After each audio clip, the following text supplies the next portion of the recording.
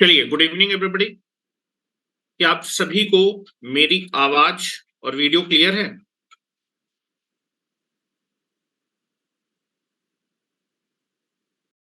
Yes sir. चलिए, तो class को स्टार्ट करते हैं। एक्चुअली आज 9 बजे से क्लास स्टार्ट करनी थी, लेकिन जब मैंने सिस्टम खोला तो सिस्टम अपडेट हो गया। तो कल से हम लोग कोशिश करेंगे कि 9 बजे से क्लास को स्टार्ट कर दें, ठीक है? चलो, तो कल हम लोग जो है आर्थो सेंटर के बारे में पढ़ रहे थे, और मैंने आपको बताया था जो आर्थो सेंटर होता है वो ट्रायंगल के अंदर होगा कि बाहर होगा कि साइड पे होगा, ये डिपेंड करता है कि किस टाइप का ट्रायंगल होगा, ठीक है? तो लास्ट पॉइंट हमने देखा था कि अगर मेरे पास एक्यूट एंगल ट्रायंगल है तो उसमें जो आर्थो सेंटर होता है वो हमेशा ट्रायंगल के अंदर लाई करता है, ठीक है? वहीं अगर ऑब्ट्यूज एंगल ट्रायंगल है तो आर्थो सेंटर हमेशा ट्रायंगल के बाहर लाई करेगा। और राइट एंगल ट्रायंगल में आपका आर्थो सेंटर उस पॉइंट या फिर उस वर्टेक्स पे लाई करता है, या फिर उस वर्टेक्स को हम आर्थो सेंटर बोलते हैं, फिर उस पॉइंट को आर्थो सेंटर बोलते हैं जहां पर क्या बनता है, 90 डिग्री फॉर्म होता है, ठीक है? तो जो हमने ट्रायंगल लिया था उसमें आपके पास दैट इज वर्टेक्स बी पे 90 डिग्री बन रहा था, तो वर्टेक्स बी ही आपका आर्थो सेंटर कहलाएगा। अभी जब हम क्वेश्चन देखेंगे तो क्वेश्चन करेंगे तो वहां पर मैं ये सारी चीजें आपको बताऊंगा कि जब भी आपको सेंट्रॉइड वेंट्रॉइड निकालना होता है, फिर आर्थो सेंटर निकालना होता है, तो पहले हम लोग चेक करते हैं कि क्या जो है कहीं इक्विलेटरल ट्रायंगल तो नहीं बन रहा है या आइसोसेलेस ट्रायंगल तो नहीं बन रहा, क्योंकि इनमें सारे में प्रॉपर्टी होती है, ठीक है? तो पहले सारे पॉइंट देख लेते हैं, उसके बाद चीजें डिस्कस करेंगे, ठीक है? चलो, अब आर्थो सेंटर में एक पॉइंट आपके पास रह गया था, ठीक है? तो आर्थो सेंटर की डेफिनेशन क्लियर होनी चाहिए। आर्थो सेंटर क्या होता है? It is nothing but the point of intersection of altitudes of the triangle. Triangle के तीनों एल्टीट्यूड्स का पॉइंट ऑफ इंटरसेक्शन, या फिर जिस पॉइंट पे तीनों एल्टीट्यूड क्या होते हैं, आपके मीट करते हैं, उस पॉइंट को हम लोग क्या बोलते हैं? आर्थो सेंटर बोलते हैं, ठीक है? अब एल्टीट्यूड क्या होता है? आप वर्टेक्स से उस अपोजिट साइड पे क्या डालते हैं? परपेंडिकुलर डालते हैं। किसी एक वर्टेक्स से उसके अपोजिट साइड पे जो परपेंडिकुलर डाला जाता है उसको हम लोग क्या बोलते हैं? एल्टीट्यूड बोल लेते हैं। तो तीनों वर्टेक्स से तीनों हम जो है क्या करेंगे? आपके एल्टीट्यूड्स को ड्रॉ करेंगे, और ये जो एल्टीट्यूड जिस पॉइंट पे मिल जाएंगे वही आर्थो सेंटर कहलाएगा। अब यहां पर जो है थोड़ा सा बात देखिएगा, ठीक है? यहां पर मैं क्या कर रहा हूं, एक ट्रायंगल कंसीडर कर रहा हूं एबीसी। बहुत ध्यान से सुनिएगा, ठीक है? तीन अलग अलग फिगर बनाऊंगा समझाने के लिए, ठीक है? और फिर उसके बाद हम लोग चीजें देखेंगे, ठीक है? मेरे पास एक ट्रायंगल एबीसी है, और इस ट्रायंगल एबीसी का आर्थो सेंटर आपको मालूम है, और उसके आर्थो सेंटर को हम एच से रिप्रेजेंट करें, ठीक है? चलो ध्यान से देखिएगा। In a triangle in a triangle ABC, आपके पास एक एबीसी ट्रायंगल है, और इस ट्रायंगल एबीसी का आर्थो सेंटर मैंने क्या मान रखा है? एच मान रखा है, ये आपको मालूम है। इस ortho centre it's ortho centre is H. इसका आर्थो सेंटर क्या है? एच है, जो कि आपको मालूम है, ठीक है? मैं उसको बना भी देता हूं।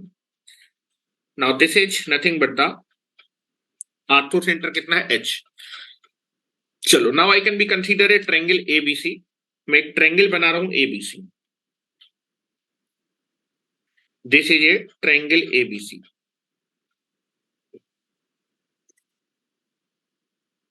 ये आपके पास है triangle ABC. Now this is the vertex ए, ये आपका वर्टेक्स बी है, और ये वर्टेक्स सी है। और इसका आर्थो सेंटर क्या होगा? जहां पर तीनों एल्टीट्यूड आपस में क्या करेंगे? मीट करेंगे, ठीक है? ये जो मैंने ट्रायंगल बनाया है ये आपका कैसा है बेटा? That is acute angle triangle है, तो आर्थो सेंटर अंदर लाई करेगा, ठीक है? Now this is nothing but the ortho centre. चलो, आर्थो सेंटर बना रहे हैं।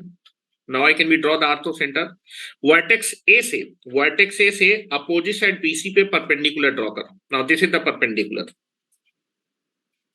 वर्टेक्स ए से मैंने आपका वर्टेक्स ए से अपोजिट साइड बीसी पे परपेंडिकुलर ड्रॉ किया। Now this is the perpendicular, this is D. Vertex B से अपोजिट साइड, वर्टेक्स बी है, ये वर्टेक्स बी है, इसके अपोजिट साइड एसी है, इस पे परपेंडिकुलर ड्रॉ करने जा रहा हूं। Now this is the perpendicular.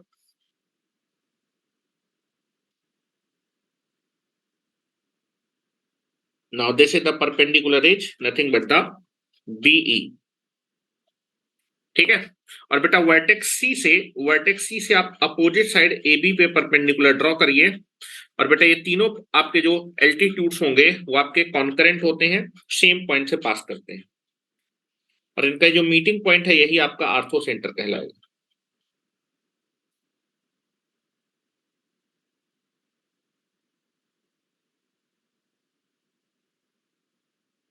Now this is the point F, this is the point F, और ये जो पॉइंट है, this point is nothing but the orthocentre. ABC triangle का ये आर्थो सेंटर है, दैट इज कॉल्ड एच, ठीक है। ये आपको दिया हुआ है, this is nothing but the आपके ट्रायंगल एबीसी का आर्थो सेंटर क्या है, एच है। अब आप देखेंगे इस ट्रायंगल एबीसी के अंदर एक ट्रायंगल आपको दिख रहा होगा, that is triangle H BC, triangle H BC. इस ट्रायंगल पे फोकस करिएगा, मैं जो बात कर रहा हूं। आपके पास एक ट्रायंगल आपके पास है, that is nothing but the ABC, और बेटा इस ट्रायंगल एबीसी का आर्थो सेंटर आपको मालूम है एच, ठीक है। अब जरा जो है इस ट्रायंगल के अंदर आपके पास, इस पूरे ट्रायंगल के अंदर ये आर्थो, इस ट्रायंगल एबीसी का आर्थो सेंटर एच है। अब इस ट्रायंगल के अंदर तीन छोटे छोटे ट्रायंगल दिख रहे होंगे। पहला ट्रायंगल आपको दिख रहा होगा एच बीसी, दूसरा एक ट्रायंगल आपको दिख रहा होगा एच सी ए, और एक आपको ट्रायंगल दिख रहा होगा एच बी ए। ये तीन ट्रायंगल दिख रहा है, और इन तीनों छोटे छोटे ट्रायंगल के आर्थो सेंटर क्या होंगे ये हमें निकालना है, ठीक है। तो पहले मैं किस ट्रायंगल पे फोकस कर रहा हूं, that is triangle H BC. अगर ट्रायंगल एबीसी का आर्थो सेंटर आपका एच है, तो ट्रायंगल एच बीसी का आर्थो सेंटर क्या होगा? वेरी वेरी इंपॉर्टेंट क्वेश्चन, ठीक है। यहां मैं लिख रहा हूं then the orthocentre, then the orthocentre of triangle H B C, इस ट्रायंगल का आर्थो सेंटर क्या होने वाला है, ठीक है।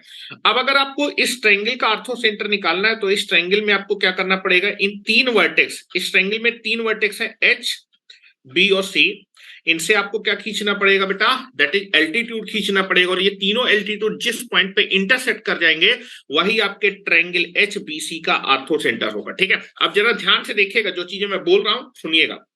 अब आप देखिए ट्रायंगल एच बी सी में सबसे पहले मैं वर्टेक्स बी से आपका क्या कर रहा हूं, वर्टेक्स बी से एल्टीट्यूड क्या होता है, किसी भी वर्टेक्स से उसके अपोजिट साइड पे आप क्या करेंगे, परपेंडिकुलर ड्रॉ करेंगे। तो वर्टेक्स बी है, वर्टेक्स बी के अपोजिट साइड क्या है बेटा, H, that is H C, ये अपोजिट साइड है। इस अपोजिट साइड पे आपको क्या करना है, परपेंडिकुलर ड्रॉ करना है। तो आप क्या करेंगे, इस ट्रायंगल एच बी सी, इतने में फोकस करिएगा। तो मैं आपके वर्टेक्स बी से इसके अपोजिट साइड क्या है, एच सी, इसमें आपका क्या करूंगा, परपेंडिकुलर ड्रॉ करूंगा। तो आप देखिए बेटा परपेंडिकुलर यहां तो नहीं होगा, तो मैं क्या करूंगा, इस साइड को आगे बढ़ाऊंगा। ध्यान से देखो, दैट इज वर्टेक्स बी के अपोजिट साइड एच सी है। तो परपेंडिकुलर ड्रॉ करने की आपने एच सी लेंथ को या फिर एच सी साइड को आगे बढ़ाया, ये बढ़ाया, और आप देखेंगे बेटा इस एच सी साइड पे ये देखिए 90 डिग्री बना है, ये बीएफ क्या है, परपेंडिकुलर है। BF is nothing but the perpendicular. तो वर्टेक्स बी से जब आप एच सी पे क्या करेंगे, परपेंडिकुलर ड्रॉ करेंगे, तो अंदर की तरफ परपेंडिकुलर नहीं पड़ेगा, ठीक है। आपको इस एच सी को आगे बढ़ाना पड़ेगा, और एच सी को आगे बढ़ाएंगे, that is nothing but the, ये एच सी लाइन पे अगर वर्टेक्स बी से perpendicular, this is the 90 degree, तो that is H C side पे परपेंडिकुलर क्या है, that is this is the perpendicular. मैं इसको लिख रहा हूं, वर्टेक्स बी से आपने क्या किया है, एच सी साइड पे परपेंडिकुलर ड्रॉ किया है, दिस इज द परपेंडिकुलर। ध्यान से देखिए जो ब्लू कलर है, दिस इज द परपेंडिकुलर, ये परपेंडिकुलर है, ये एल्टीट्यूड हो गया वर्टेक्स बी का, ये परपेंडिकुलर है, दिख रहा है ना, एच सी पे ये आपने वर्टेक्स बी से परपेंडिकुलर ड्रॉ कर दिया, ठीक है। चलो अब मैं वर्टेक्स सी से आपका क्या कर रहा हूं, अपोजिट साइड क्या है, बी एच अपोजिट साइड है, वर्टेक्स सी से इस अपोजिट साइड पे परपेंडिकुलर ड्रॉ करूंगा। तो आप देखेंगे अंदर की साइड परपेंडिकुलर नहीं बनेगा, तो आप बीएच, ये जो बीएच साइड है इसको आगे बढ़ाएंगे, इसको ये आगे मैंने बढ़ाया, और आगे बढ़ाने के बाद वर्टेक्स सी से इस अपोजिट साइड पे आप क्या करेंगे, दैट इज परपेंडिकुलर ड्रॉ करेंगे। ये आप देखिए ये एंगल 90 डिग्री है, लो ये एंगल 90 डिग्री दिया, तो ये एंगल भी 90 डिग्री होगा। मैं इसको बना देता हूं, दिस एंगल इज 90 डिग्री।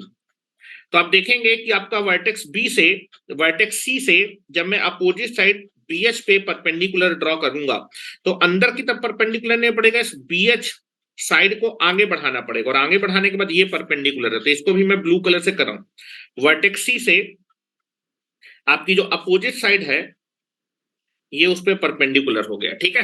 अब आपके पास तीसरा वर्टेक्स बचा है इस ट्रायंगल का, दैट इज एच, और इसके अपोजिट साइड क्या है, बीसी है, तो उस पे ये देखो परपेंडिकुलर है बीसी पे। जब आप वर्टेक्स एच से बीसी पे परपेंडिकुलर ड्रॉ करेंगे तो दिस इज द परपेंडिकुलर, ये 90 डिग्री बना हुआ है। तो वर्टेक्स एच से आपने क्या किया, अपोजिट साइड बीसी पे परपेंडिकुलर डाला, ये तीनों परपेंडिकुलर जिस पॉइंट पे मिलेंगे वही पॉइंट आपके इस ट्रायंगल एच बीसी का क्या होगा, आर्थो सेंटर। तो ये बताइए आगे तो ये कहीं मिलेंगे नहीं, आगे तो ऐसे ही बढ़ती जाएगी लाइनें, लेकिन आप जब जो है इन एल्टीट्यूड्स को आगे की तरफ बढ़ाएंगे, इन तीनों एल्टीट्यूड्स को आगे की तरफ बढ़ाएंगे, तो ध्यान से देखिएगा, ये वर्टेक्स बी से मैंने एल्टीट्यूड ड्रॉ किया था, इसको मैंने आगे बढ़ाया, एंगल ए पे मिल रहे हैं। हाँ बिल्कुल, दैट इज ये यहां पर आया। वर्टेक्स सी से जो एल्टीट्यूड है वो आपका यहां पर आया, और वर्टेक्स ए से जो एल्टीट्यूड है उसको जब आगे बढ़ाया, तो ये तीनों एल्टीट्यूड आपके किस वर्टेक्स में मीट कर रहे हैं, वर्टेक्स ए पे मीट कर रहे हैं। कहां पर मीट कर रहे हैं, वर्टेक्स ए पे। तो that is triangle H B C का जो आपका आर्थो सेंटर होगा वो कौन सा वर्टेक्स होगा, वर्टेक्स ए। तो that is the orthocentre of triangle H B C. देखो एच बी सी में कौन सा बेटा लेटर गोल है, ए गोल है, वही आर्थो सेंटर होगा। तो ट्रायंगल एच बी सी का जो आर्थो सेंटर हो क्या होगा, वर्टेक्स ए। वेरी वेरी इंपॉर्टेंट, वर्टेक्स ए, वर्टेक्स ए इसका आर्थो सेंटर होगा। तो ट्रायंगल जो आपके पास बन रहा है एच बी सी, इसका आर्थो सेंटर होगा ए। क्या मेरी बात समझ में आई, क्या किसी को कोई दिक्कत है? मेरे ख्याल से किसी को कोई दिक्कत नहीं है, ठीक है, इसको बना लीजिए, ठीक है। क्योंकि अब मैं जो है दूसरे ट्रायंगल के बारे में बात करूं, तीसरे ट्रायंगल के बारे में सेम चीज होगा, तो मैं उसके बारे में नहीं बताऊंगा, डायरेक्ट लिख दूंगा। यहां पर आप देखेंगे एच बी सी का, इस ट्रायंगल एच बीसी का जो आर्थो सेंटर है वर्टेक्स ए होगा। अगर मैं आपसे पूछूं कि बेटा जो ट्रायंगल है एच सी ए, इसका आर्थो सेंटर क्या होगा, इसका आर्थो सेंटर होगा क्या, नहीं है बेटा इसमें से, बी नहीं है, तो एच वर्टेक्स बी हो जाएगा, वर्टेक्स बी होगा, और ट्रायंगल एच ए बी का आर्थो सेंटर वर्टेक्स सी होगा। तो मैं एक और बता देता हूं, उससे आपको बातें क्लियर हो जाएंगी, ठीक है। चलिए इस फिगर को बना लीजिए और बहुत ध्यान से बनाइएगा, जो भी चीजें बता रहा हूं बिल्कुल कान खोल के सुनिए।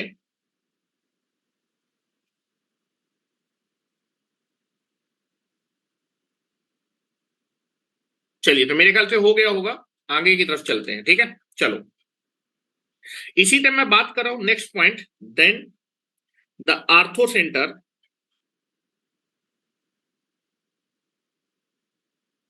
Ortho centre of triangle H B C. H B C तो हो गया, एच एच ए सी ले लेते हैं, एच ए सी, इसका आर्थो सेंटर निकालना। तो एक बार फिर से देख लेते हैं भाई, यहां पर आ जाइए, ट्रायंगल एबीसी बना रहा हूं, now this is a triangle ABC,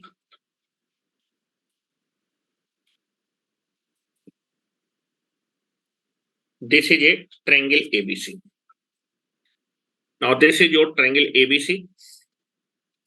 ये आपका वर्टेक्स ए है, ये वर्टेक्स बी है, और ये वर्टेक्स सी है। तीनों वर्टेक्स से आप एल्टीट्यूड खींचे, तो ए से एल्टीट्यूड खींचेंगे तो ये आ जाएगा D, A D. Now this is the 90 degree. Vertex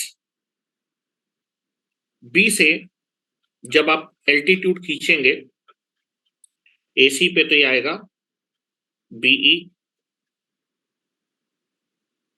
और बेटा आपके पास वर्टेक्स सी से जब आप एल्टीट्यूड खींचेंगे तो आ जाएगा C S. This is 90 degree, ठीक है, दिस इज सी एस, और this point is nothing but the orthocentre. ABC का आर्थो सेंटर आपको मालूम है, आपको ट्रायंगल एच ए सी इसका आर्थो सेंटर निकालना है। तो इस छोटे से ट्रायंगल में बात करिएगा, तीनों वर्टेक्स से एच सी ए से मैं क्या करूंगा, अपोजिट साइड पे परपेंडिकुलर ड्रॉ करूंगा, ठीक है। तो पहले मैं क्या कर रहा हूं, कौन से बेटा, वर्टेक्स से परपेंडिकुलर, वर्टेक्स सी से। देखो वर्टेक्स सी के अपोजिट साइड कौन सी है, वर्टेक्स सी के अपोजिट साइड है बेटा ए सी, इस पे परपेंडिकुलर ड्रॉ करना है। तो बेटा यहां से जब परपेंडिकुलर ड्रॉ करेंगे तो अंदर तो पड़ेगा नहीं, इसको आगे बढ़ाना पड़ेगा। तो ध्यान से देखिए, that is nothing but the vertex C से जब आप अपोजिट साइड AH में परपेंडिकुलर ड्रॉ करेंगे तो अंदर तो पड़ेगा, तो ये बाहर आया। और यहां से देखो वर्टेक्स सी से आपका जो है मैंने परपेंडिकुलर ड्रॉ किया है AH में, AH में, लेकिन AH में अंदर नहीं पड़ेगा तो बाहर बढ़ाना पड़ेगा। देखिए दिस इज द परपेंडिकुलर। तो वर्टेक्स सी से जो अपोजिट साइड है दैट इज AH, उस पे परपेंडिकुलर मैंने डाला, ये परपेंडिकुलर है, दिस इज द परपेंडिकुलर। ठीक है, किस साइड पे परपेंडिकुलर है? AH पे। ठीक है, अब मैं क्या कर रहा हूं, वर्टेक्स ए से वर्टेक्स ए के अपोजिट साइड क्या है बेटा? ये अपोजिट साइड है, दैट इज HC, इस पे परपेंडिकुलर डालना पड़ेगा। इस पे जब परपेंडिकुलर डालेंगे तो अंदर की साइड परपेंडिकुलर नहीं पड़ेगा, इस साइड को आपको बढ़ाना पड़ेगा। CH साइड को मैंने आगे बढ़ाया, और आगे बढ़ाने के बाद वर्टेक्स ए से इस साइड पे परपेंडिकुलर डाला, तो ये एंगल 90 डिग्री है। देखो ये 90 है तो ये भी 90 है, तो दिस इज द परपेंडिकुलर। जब आप वर्टेक्स ए से अपोजिट साइड CH पे परपेंडिकुलर डालेंगे तो ये आपका परपेंडिकुलर होगा, दिस इज द परपेंडिकुलर। और तीसरा वर्टेक्स H, उससे अपोजिट साइड पे परपेंडिकुलर डालेंगे तो now this is the perpendicular. H से आप परपेंडिकुलर डालेंगे AC पे तो ये आएगा। अब आगे की साइड तो ये तो आगे फैल रही है, तो आगे तो मीट करेंगे नहीं, पीछे बढ़ाना पड़ेगा। तीनों परपेंडिकुलर को पीछे बढ़ाएंगे, ये तीनों परपेंडिकुलर जब पीछे बढ़ाएंगे तो दैट इज वर्टेक्स ए का परपेंडिकुलर, वर्टेक्स सी का परपेंडिकुलर, और बेटा वर्टेक्स H का परपेंडिकुलर। ये तीनों किस पॉइंट पे मिल रहे हैं? दैट इज वर्टेक्स B पे मिल रहे हैं। ये तीनों आपके वर्टेक्स B पे मिल रहे हैं, तो this is the ortho centre, this is nothing but the ortho centre. Vertex B is nothing but the ortho centre, ये आपका क्या कहलाएगा? Ortho centre. तो ट्रायंगल HAC का जो आर्थो सेंटर है वो वर्टेक्स B हो जाएगा। ठीक है, मेरे ख्याल से इसको इस फिगर को ही बना लीजिए, और उसके बाद तीसरे वाले का आप जो है आंसर मुझे डायरेक्ट दे सकते हैं।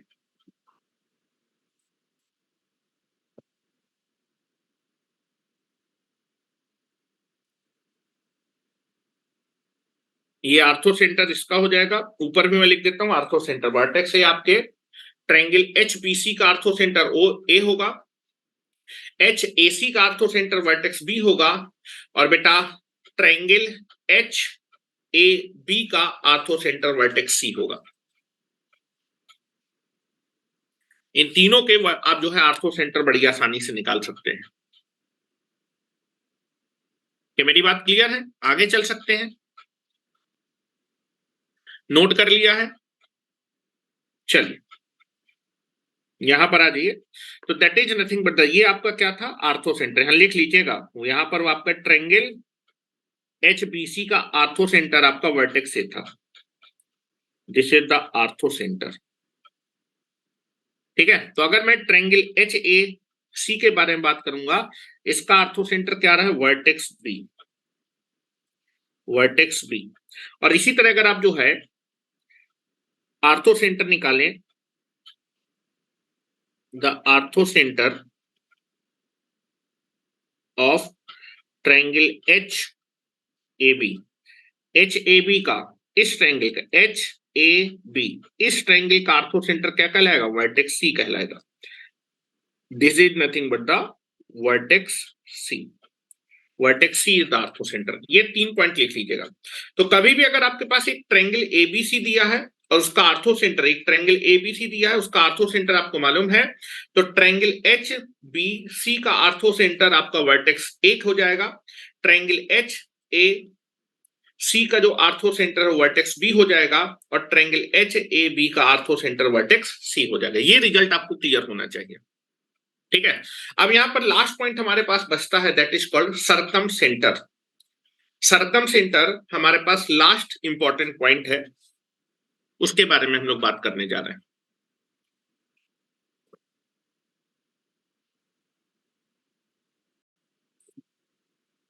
चलिए,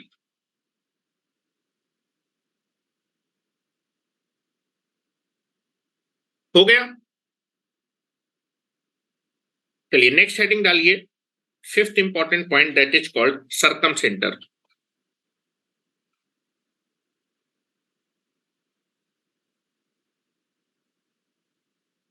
सरकम सेंटर, सरकम सेंटर को हिंदी में परिकेंद्र भी बोलते हैं। जो हिंदी मीडियम वाले हैं इसको लिख लें, इसको बोलते हैं परिकेंद्र। परिकेंद्र। और जनरली आपका जो सरकम सेंटर उसको ओ डैश से रिप्रेजेंट, ओ से ओरिजिन को रिप्रेजेंट करते हैं, तो इसका जो रिप्रेजेंटेशन होता है वो ओ डैश होता है। लिखे दे रहा हूं, इट इज, या फिर circumcentre is generally represented by o dash. कई लोग इसको ओ से लिख देते हैं, इसलिए आप देखेंगे इसमें मैंने जनरली वर्ड यूज किया, मतलब प्रायः, अधिकतर इसको ओ डैश से रिप्रेजेंट करते हैं। कुछ लोग कैपिटल पी से भी रिप्रेजेंट करते हैं, कुछ लोग इसको केवल ओ से रिप्रेजेंट करते हैं, लेकिन प्रायः जो है ओ ओरिजिन के लिए यूज किया जाता है, इसलिए ओ डैश से हम लोग इसको 99% इसको ओ डैश से ही रिप्रेजेंट करेंगे। ठीक है, चलो अब जो है सरकम सेंटर क्या होता है, व्हाट इज द सरकम सेंटर। ठीक है, तो पहली चीज आप मुझे बताइए कि अगर मैं आपसे बात करना चाहूं कि आपका जो है, जो परपेंडिकुलर बाइसेक्टर, अगर मैं बोलूं किसी साइड का परपेंडिकुलर बाइसेक्टर मींस क्या होगा? नथिंग। हाँ बताओ, परपेंडिकुलर बाइसेक्टर क्या होगा? किसी साइड का परपेंडिकुलर बाइसेक्टर का मतलब, परपेंडिकुलर मतलब एक ऐसी लाइन जो 90 डिग्री लंबार्धक जिसको कहते हैं, 90 डिग्री पे इक्वल पार्ट्स में लंबार्धक जिसको कहते हैं सर। और बाइसेक्ट का मतलब है कि दो इक्वल पार्ट में, इक्वल पार्ट में इक्वल में पार्ट में कट करने का मतलब है that is nothing but the उसको बाइसेक्ट करे। ठीक है, या फिर मिड पॉइंट से पास। ठीक है, तो यहां पर हम देखेंगे जो सरकम सेंटर होता है, तीनों साइड्स के, हेलो, ट्रायंगल के तीनों साइड के जो परपेंडिकुलर बाइसेक्टर जिस पॉइंट पे क्या करते हैं, मीट करते हैं या फिर एक दूसरे को इंटरसेक्ट करते हैं, वो पॉइंट आपका क्या कहलाता है? आपका सरकम सेंटर कहलाता है। तो circumcentre is nothing but the meeting point of the all the perpendicular bisectors of the side of the triangle. Triangle की तीनों साइड के परपेंडिकुलर बाइसेक्टर जिस पॉइंट पे क्या करेंगे, मीट करेंगे, फिर एक दूसरे को इंटरसेक्ट करेंगे, वो पॉइंट हमारा सरकम सेंटर कहलाता है। ठीक है, मैं फिगर बना रहा हूं, समझिएगा। ठीक है, now I can be make it triangle, now I can be make it triangle. यहां पर मैं एक ट्रायंगल बना रहा हूं, ट्रायंगल एबीसी। यहां पर जगह कम पड़ जाएगी तो मैं नीचे बना रहा हूं, ऊपर मैं डेफिनेशन लिख दूंगा। ठीक है, तो now I can be make a triangle ABC. ये मेरे पास एक ट्रायंगल है एबीसी।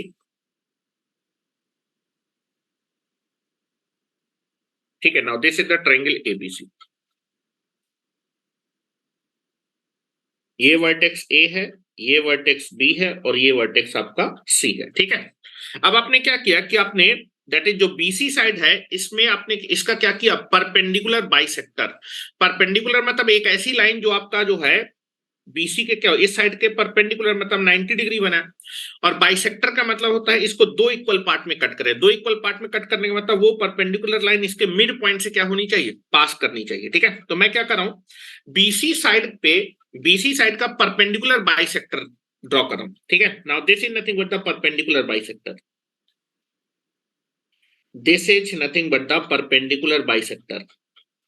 नाउ दिस इज, ये लाइन आपका बीसी साइड पे क्या है, बीसी साइड से 90 डिग्री पे है, और बेटा बीसी साइड को, बीसी साइड के किस पॉइंट से पास हो रही है, मिड पॉइंट से पास हो रही है। तो मैं इसको M1 लिख रहा हूं, ये क्लियर होना चाहिए। M1, M1 का मतलब ये BC का क्या है, मिड पॉइंट है। अगर ये मिड पॉइंट है तो ये दोनों लेंथ कैसी होंगी, बराबर होंगी। This line is nothing but called the perpendicular bisector of BC side. ये मैंने BC का परपेंडिकुलर बाइसेक्टर खींचा है। This is nothing but the, ये जो लाइन है this is called perpendicular bisector of side BC। ये BC साइड का परपेंडिकुलर बाइसेक्टर। इसी तरह आप AC साइड का परपेंडिकुलर बाइसेक्टर खींचेंगे। ठीक है, AC साइड का जो परपेंडिकुलर बाइसेक्टर होगा वो आपके AC लाइन से क्या करेगा, 90 डिग्री पे होगी लाइन, और बेटा AC लाइन के मिड पॉइंट से क्या करेगी, पास करेगी। ठीक है, now this is nothing but the, ये लाइन मेरी क्या है, this is the perpendicular bisector, ये 90 डिग्री है, और बेटा AC के मिड पॉइंट से पास हो रही, तो बेटा इसको मैं M2 बोल रहा हूं। क्या बोल रहा हूं, M2। This is nothing but the, ये आपका मिड पॉइंट से पास हो रही, इसको बोल रहा हूं M2। ठीक है। तो दिस इज नथिंग बट ये आपका परपेंडिकुलर बाइसेक्टर है एसी साइड का, ठीक है। उसी तरह बीसी साइड पे परपेंडिकुलर बाइसेक्टर खींचेंगे, वो लाइन जो एबी के क्या होगी, परपेंडिकुलर होगी, और बेटा एबी के मिड पॉइंट से पास होगी। Now this is the line,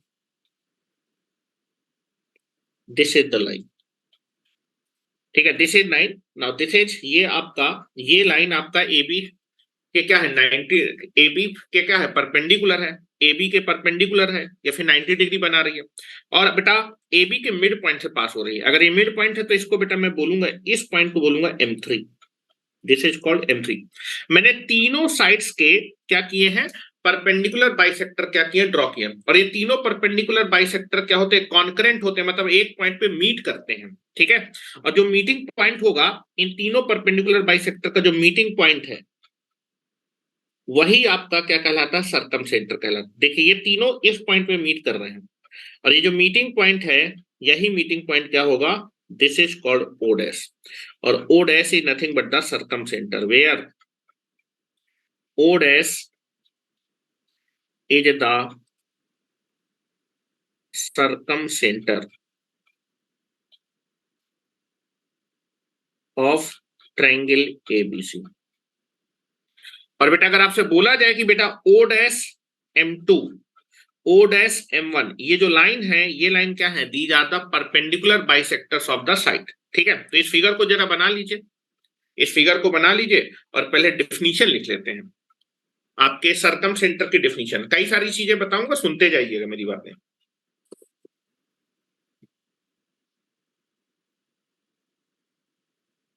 भाई मुकेश और निशांत तुम लोग अपना वीडियो तो खोल लो, क्योंकि बाकी के घर में जो है बहुत तगड़ा हीरा लगा हुआ है, अगर मैं उनके घर का हीरा देख लूंगा तो चुरा लूंगा, इसलिए वो लोग अपना वीडियो बंद किए हैं, है ना, क्यों? नहीं सर, जुकाम हुआ है इसलिए थोड़ा सा बंद किए थे। अच्छा तबीयत सही नहीं अच्छा, है तो ना। यानी जब तुम छीकोगे तो सब देख ना पाए तुमको, है ना। यस। हाँ। अरे तो भैया छीक लो, जो है आवाज तो बंद है ना। ठीक है। बाकियों के घर में जो है सोना चांदी इतना ज्यादा है कि अगर देखना चालू किया तो चोरी हो जाएगी, है ना, क्यों धनंजय, है ना। पापा ने इतना सब सामान जो है खरीद के रखा है कि सर ना देख पाए जो है, बाकी कोई भी देख ले। नहीं नहीं सर। नहीं, चलो बना लिया फिगर, नहीं बनाया अभी तुम लोगों ने, बनाओ जल्दी से।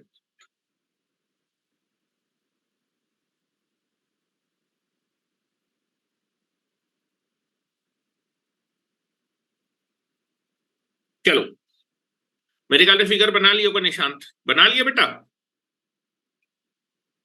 सर बना लिए। चलो आ जाओ, डेफिनेशन लिखो जरा, सरकम सेंटर की डेफिनेशन लिखो, लिखो। It is the, it is the point of intersection, point of intersection of perpendicular bisector, perpendicular bisector of the sides, of the sides of the triangle. Triangle की तीनों साइड के जो perpendicular bisector जिस point पे एक दूसरे को intersect करते हैं, वो पॉइंट आपका जो है क्या कहलाता है, सरकम सेंटर, या फिर बोल सकते हैं मीट कर सकते हैं। It is the meeting point, it is the meeting point of the perpendicular bisectors लिखा है, इंटरनल एंगल बाइसेक्टर नहीं बोला है, ठीक है। मैंने आपका perpendicular bisectors of the sides of the triangle, ठीक है।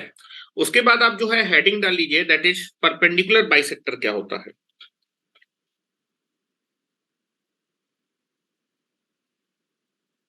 परपेंडिकुलर बाइसेक्टर किसको बोलते हैं, ऐसी लाइन जो आपकी साइड के कैसी हो, परपेंडिकुलर हो, और बेटा साइड के मिड पॉइंट से क्या करे, पास करे। तो लिख रहा हूं बेटा,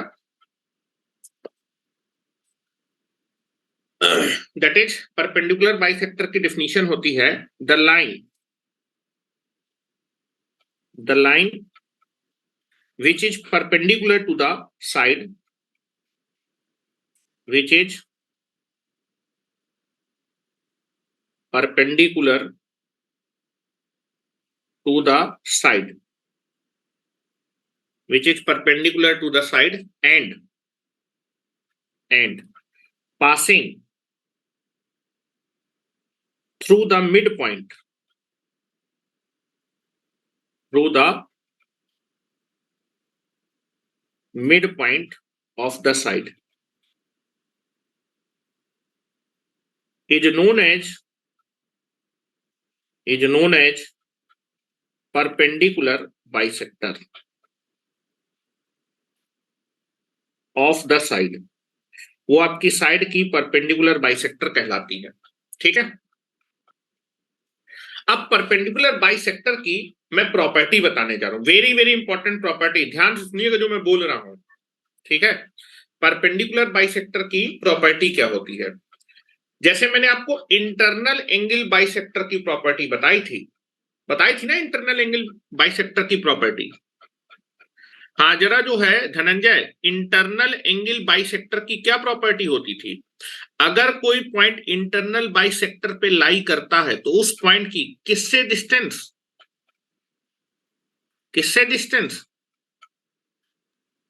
बगल एडजेसेंट साइड से। हाँ दैट इज, अगर कोई पॉइंट आपका इंटरनल एंगल बाइसेक्टर पे लाई करेगा तो उस पॉइंट की दोनों साइड से, दोनों एडजेसेंट साइड से डिस्टेंस हमेशा कैसी होगी, बराबर होगी। This is the property of the internal angle bisector. लेकिन हम इंटरनल एंगल बाइसेक्टर की प्रॉपर्टी नहीं पढ़ने जा रहे हैं, हम लोग पढ़ने जा रहे हैं परपेंडिकुलर बाइसेक्टर की प्रॉपर्टी, ठीक है।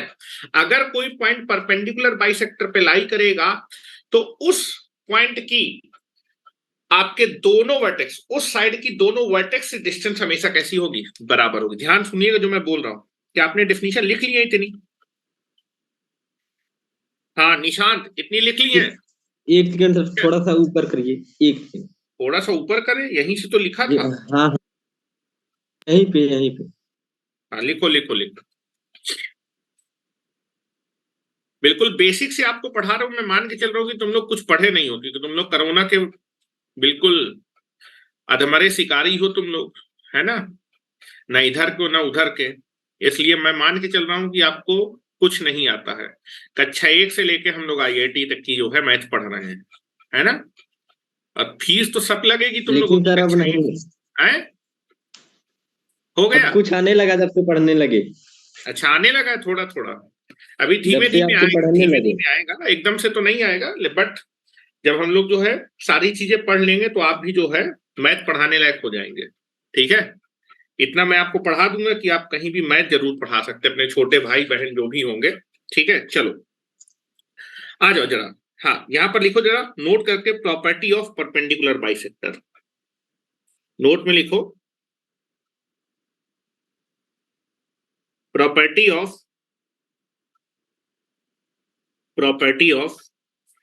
परपेंडिकुलर बाइसेक्टर, ठीक है।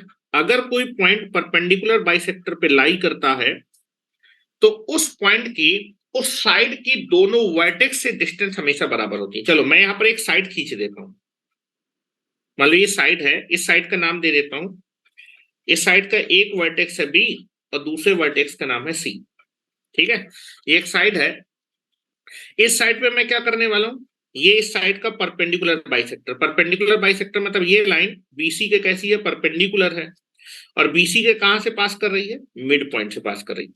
जो लाइन बीसी के परपेंडिकुलर होगी और उसके मिड पॉइंट से पास करेगी, ये लाइन कहलाएगी this is the perpendicular bisector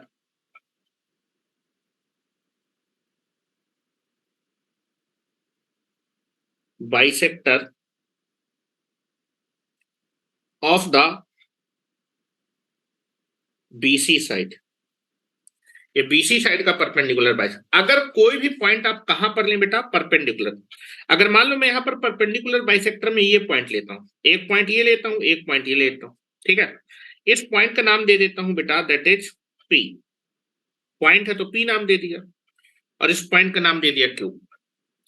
अगर कोई पॉइंट परपेंडिकुलर बाइसेक्टर पे लाई करेगा तो उस पॉइंट की, उस साइड की दोनों वर्टेक्स, इस साइड की दोनों वर्टेक्स, एक वर्टेक्स बी है और दूसरी वर्टेक्स सी, दोनों डिस्टेंस, अगर मैं पॉइंट पी की आपके वर्टेक्स बी से डिस्टेंस निकालूं, और बेटा इसी पॉइंट की इस साइड की वर्टेक्स सी से डिस्टेंस निकालूं, तो ये दोनों डिस्टेंस आपस में बराबर होती है। मतलब आपका जो है दैट इज पीबी लेंथ और पीसी लेंथ दोनों बराबर होंगी। कोई सा भी पॉइंट आप परपेंडिकुलर बाइसेक्टर में जितने भी पॉइंट लाई करेंगे, उन सारे पॉइंट की जो है साइड की दोनों वर्टेक्स से डिस्टेंस हमेशा कैसी होंगी, बराबर। अगर मैं पॉइंट क्यू की डिस्टेंस निकालूं बी से, इस वर्टेक्स से, और बेटा पॉइंट क्यू की मैं वर्टेक्स सी से डिस्टेंस निकालूं, तो ये डिस्टेंस भी आपस में कैसी होंगी, बराबर होंगी। That is QB is equal to QC। ये चीज हमेशा ध्यान रखिएगा। This is the property of the perpendicular bisector. Internal angle bisector में क्या होता है कि जो इंटरनल एंगल बाइसेक्टर पे अगर कोई पॉइंट होगा तो उसकी दोनों साइड से डिस्टेंस बराबर होती है। लेकिन अगर कोई पॉइंट परपेंडिकुलर बाइसेक्टर पे लाई करेगा तो उस पॉइंट की आपकी साइड के दोनों वर्टेक्स से डिस्टेंस क्या होंगी, बराबर। ये जो हमारे पास साइड है, इसकी दो वर्टेक्स है, एक बी और सी, दोनों से डिस्टेंस कैसी होगी, बराबर। हर एक पॉइंट की, जितने जो भी पॉइंट आपके इस परपेंडिकुलर बाइसेक्टर में लाई करे। क्या मेरी बात क्लियर है? तो इस स्टेटमेंट को मैं लिख देता हूं। ये चीज ध्यान रखिएगा, क्योंकि अभी मैं सरकम सेंटर की तीनों वर्टेक्स से डिस्टेंस निकालने जा रहा हूं। जो सरकम सेंटर होता है, चूंकि वो तीनों साइड के परपेंडिकुलर बाइसेक्टर पे लाई करता है, circumcentre is the, same distance पे होता है, क्या बेटा? सभी वर्टिसेस सेम डिस्टेंस पे होते हाँ, हैं। Same distance. इसको भी मैं निकाल के भी दिखा देता हूं, ठीक है। चलो यहां पर जो है लिखिए जरा, any point, any point, any point which lies, which lies on the perpendicular bisector,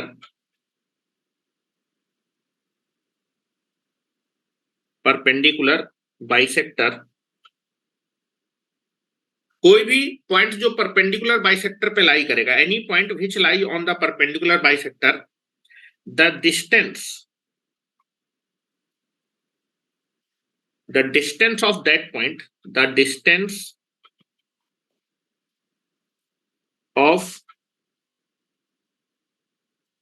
that point from the both vertex, both vertex of the side, side की दोनों वर्टेक्स से, both the vertex of the side will be same, will be same।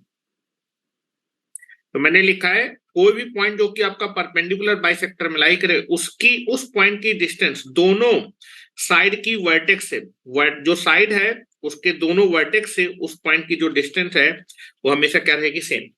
The distance of that point from the both the vertex of side, side की दोनों vertex से distance हमेशा क्या रहेगी, same रहेगी। ये चीज ध्यान रखिएगा। चलो अब जरा बात करते हैं भाई, सरकम सेंटर के बारे में बात करते हैं, ठीक है। सरकम सेंटर, जिसको हम ओ डैश बोल रहे हैं। पहले इस फिगर को बना लीजिए, फिर आगे चलते हैं।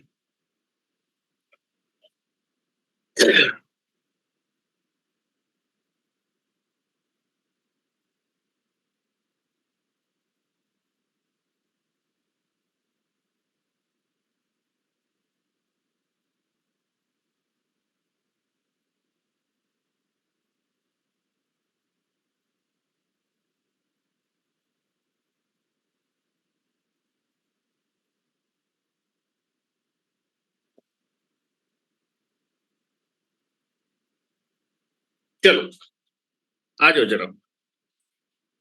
अब यहां पर आते हैं सरकम सेंटर में, ठीक है, यहां पर ये सरकम सेंटर। आप देखेंगे जो सरकम सेंटर होता है ओ डैश, जो ट्रायंगल का सरकम सेंटर होता है, इस सरकम सेंटर की तीनों वर्टेक्स से, ट्रायंगल की तीनों वर्टेक्स से जो डिस्टेंस होगी, ओ डैश को अगर मैं वर्टेक्स ए से ज्वाइन कर दूं, ओ डैश को अगर वर्टेक्स बी से ज्वाइन कर दूं, और ओ डैश को वर्टेक्स सी से, तो ये तीनों डिस्टेंस बराबर होती हैं, ये तीनों डिस्टेंस बराबर होते हैं। देखो जरा ध्यान से देखना, जरा मैं प्रूव कर देता हूं इसको। ओ डैश, ओ डैश जो है, आप देखिए जरा, ये जो ओ डैश है सरकम सेंटर, क्या आपके बीसी साइड के परपेंडिकुलर बाइसेक्टर पे लाई कर रहा है? हेलो, ये आपके पास बीसी साइड है, बीसी साइड का परपेंडिकुलर बाइसेक्टर पे कौन लाई कर रहा है? ओ डैश, ठीक है, ओ डैश आपका दैट इज बीसी साइड के परपेंडिकुलर बाइसेक्टर पे लाई कर रहा है। तो अगर बेटा ओ डैश बीसी साइड के परपेंडिकुलर बाइसेक्टर पे लाई करेगा, तो ओ डैश की बीसी साइड के जो वर्टेक्स होंगे उससे डिस्टेंस क्या होगी? सेम। अभी मैंने बताया, चूंकि मेरा ओ डैश मेरा बीसी साइड के परपेंडिकुलर बाइसेक्टर पे लाई कर रहा है, इसलिए ओ डैश की बीसी साइड के जो वर्टेक्स है उससे डिस्टेंस सेम होगी। तो जरा मैं इसको ज्वाइन कर रहा हूं, जरा ध्यान से देखिएगा। अब जरा ना मैंने क्या किया, आपके जो है ओ डैश की जो है, ओ डैश की वर्टेक्स बी से जो डिस्टेंस होगी और वर्टेक्स सी से जो डिस्टेंस होगी, ये दोनों डिस्टेंस क्या होंगी? सेम। और मैं कुछ मान लेता हूं इसको, ठीक है, मैं कुछ मान लेता हूं आपको समझाने के लिए, जिससे कि आपकी थोड़ी सी क्लियरिटी रहे।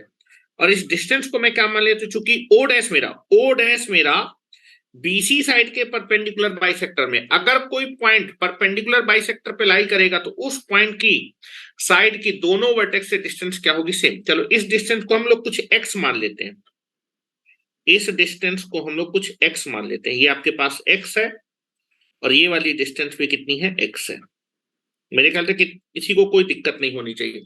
अब जरा देखो ओ डैश को, जरा देखो ओ डैश जो है मेरा बेटा ए बी साइड के परपेंडिकुलर बाइसेक्टर पे भी लाई कर रहा है। हेलो, ओ डैश ये मेरे पास ए बी साइड है, ये उसका परपेंडिकुलर बाइसेक्टर है, उस पे भी लाई कर रहा है। अगर ओ डैश मेरा ए बी साइड के परपेंडिकुलर बाइसेक्टर पे लाई करे, तो ओ डैश की बेटा that is A B side के दोनों वर्टेक्स ए और बी से डिस्टेंस क्या होगी? सेम होगी। क्या मेरी बात क्लियर है? ओ डैश जो है मेरी ए बी साइड के परपेंडिकुलर बाइसेक्टर पे लाई कर रहा है। तो अगर बेटा मैं जो है आपके दैट इज इस ओ डैश को वर्टेक्स ए से मिला दूं और वर्टेक्स बी से मिला दूं, ध्यान से देखिए, इसके बगल से लाइन खींच रहा हूं, ये दोनों डिस्टेंस भी कैसी होंगी? बराबर होंगी, ठीक है। अच्छा, ये वाली जो डिस्टेंस है, ये डिस्टेंस और ये डिस्टेंस बराबर, ये डिस्टेंस तुमने कितनी मान रखी है? एक्स मान रखी है। तो ये वाली डिस्टेंस भी बेटा तुम्हारी कितनी हो जाएगी? क्या ये एक्स हो जाएगी? ये डिस्टेंस भी एक्स हो जाएगी। अब जरा देखो बेटा, ओ डैश की वर्टेक्स बी से डिस्टेंस कितनी है? एक्स। ओ डैश की वर्टेक्स सी से डिस्टेंस कितनी है? एक्स। और ओ डैश की वर्टेक्स ए से डिस्टेंस कितनी है? एक्स। तो ध्यान रखिएगा, जो ट्रायंगल का सरकम सेंटर होता है, उस सरकम सेंटर की तीनों वर्टेक्स से जो डिस्टेंस होती है वो हमेशा क्या होती है? सेम होती है। क्या मेरी बात क्लियर है निशांत? क्या मेरी बात क्लियर है? सरकम सेंटर क्लियर है। है जिसकी आपके ट्रायंगल की तीनों वर्टेक्स से डिस्टेंस क्या होगी? सेम। मतलब ओ dash A, O dash B और ओ डैश सी, ये तीनों डिस्टेंस बराबर होंगे, ठीक है। चलो इस पॉइंट को मैं नीचे नोट करके लिख रहा हूं, इसको बना लो अपने फिगर में, जो एक्स एक्स मैंने मान लिया है, ठीक है। या फिर इसकी जगह आपको मैं एक नया फिगर बना देता हूं, उसी में कुछ कुछ हो जाएगा, ठीक है। यहां देखो, यहां पर हम लोग नेक्स्ट पॉइंट लिख लेते हैं, उसके नीचे मैं लिखवा देता हूं, दैट इज आपके पास ये एक ट्रायंगल है एबीसी, ये आपके पास ट्रायंगल एबीसी है, और इस ट्रायंगल एबीसी का ये सरकम सेंटर है। सरकम सेंटर ओ डैश दिखा दिया, मतलब आपको क्लियर होना चाहिए कि सरकम सेंटर है। This is the vertex A,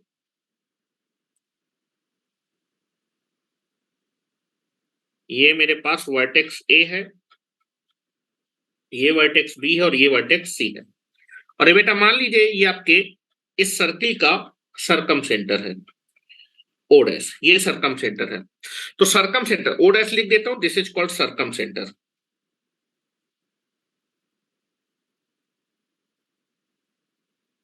सरकम centre, आपके सरकम सेंटर की तीनों वर्टेक्स से डिस्टेंस, मतलब वर्टेक्स ए से, वर्टेक्स बी से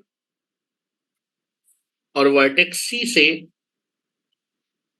दिख नहीं रही है लेकिन बराबर होती है, ठीक है। फिगर थोड़ा सा ऐसा बन गया है, ये तीनों डिस्टेंस बराबर होंगे, लिख रहा हूं, that is O dash A is equal to O dash B is equal to O dash C. ये रिलेशन होल्ड करता है, लिख रहा हूं, the distance of circumcenter, that is O dash, from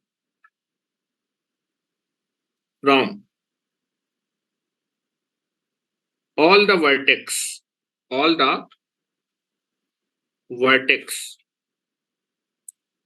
the triangle will be always same. The distance of circumcenter from all the vertex of the triangle will be always same. तो आपका जो है triangle की तीनों vertex, यानी सारे vertex है triangle की, सारे वर्टेक्स से सर्कमसेंटर की डिस्टेंस हमेशा क्या होती है, सेम होती है, ठीक है, हमेशा क्या होती है, सेम होती है, ठीक है। चलो अब जो है एक चीज और सुनिएगा जरा, जो मैं बताने जा रहा हूं।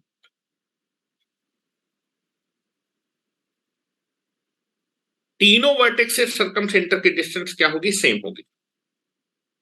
अब जो मैं चीजें बताने जा रहा हूं फिर से उसको सुनिएगा जरा, ठीक है। चलो फिर से मैं एक फिगर बना रहा हूं और उस बात को समझिएगा। मैं सरकम सर्किल बनाने जा रहा हूं। सरकम सर्किल क्या होता है, सरकम सर्किल उसको भी समझिएगा।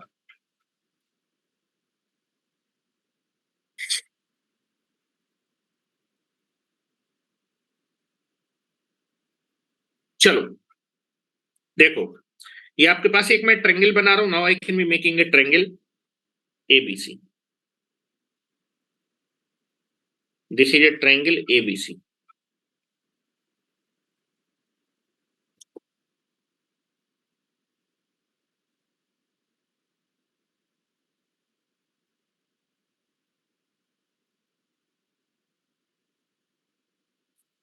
ये आपके पास ट्रायंगल एबीसी है।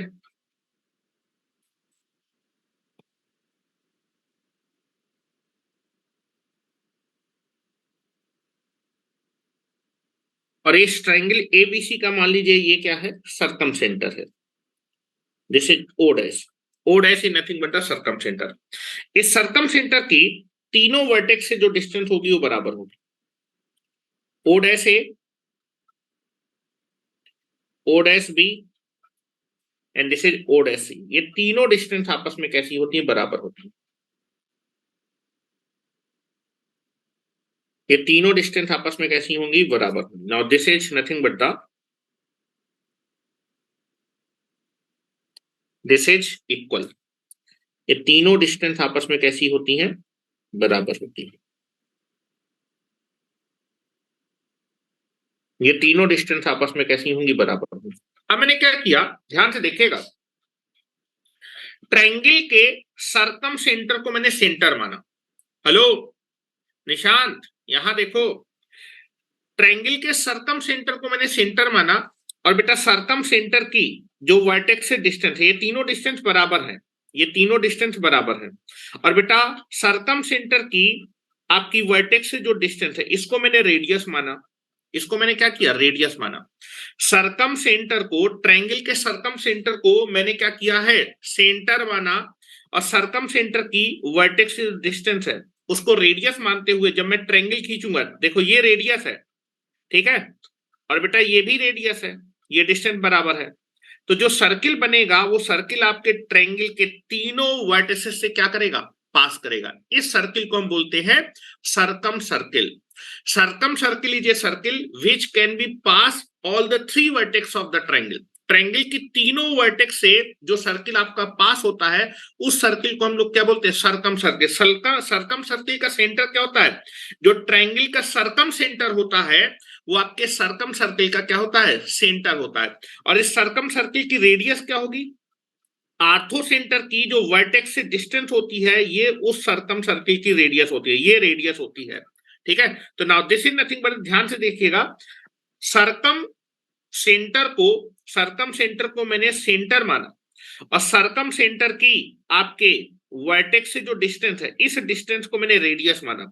और बेटा ये मानते हुए मैं जो सर्किल खींचूंगा, वो सर्किल आपके ट्रायंगल की तीनों वर्टेक्स से क्या करेगा, पास करेगा।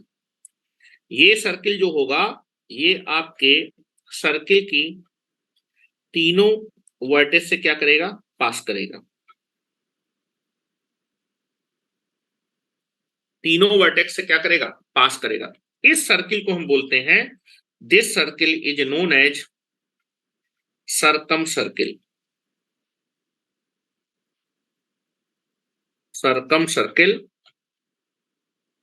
Of triangle, circumcircle of triangle, ये ट्रायंगल का सर्कम सर्किल है। ठीक है, सर्कम सर्किल का आपसे कोई पूछे कि भाई सर्कम सर्किल का सेंटर क्या होता है, इस सर्किल का सेंटर क्या है, जो ट्रायंगल का सर्कम सेंटर होता है, वो सर्कम सर्किल का सेंटर होता है। लिख रहा हूं, दैट इज सर्कम सर्किल का।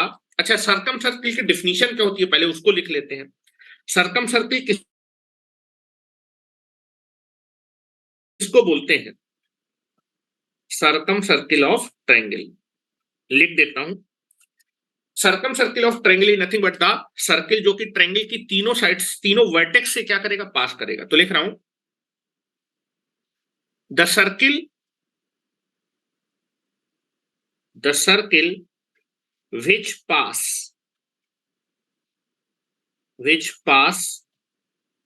through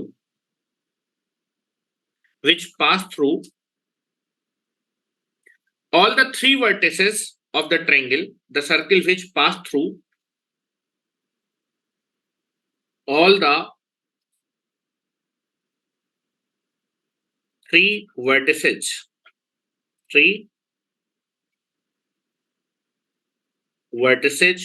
of the triangle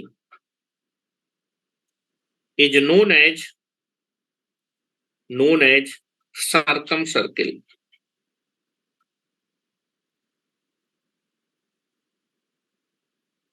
circum circle of triangle.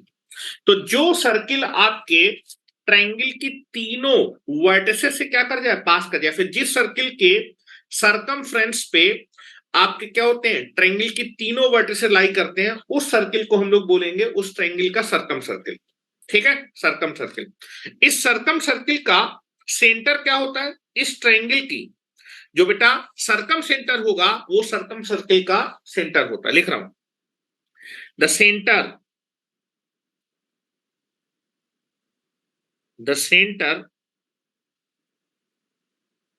of the circumcircle is the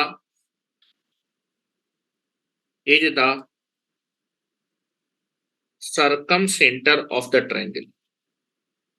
circum centre of the triangle, triangle का जो सर्कम सेंटर होगा, वो सर्कम सर्किल का क्या होता है, सेंटर होता है।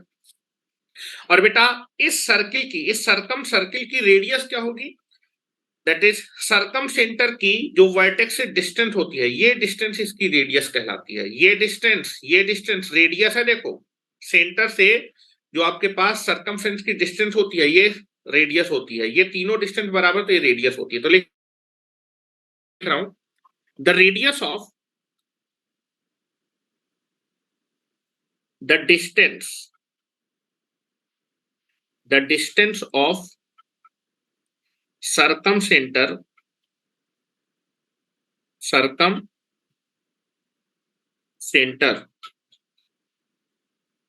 from the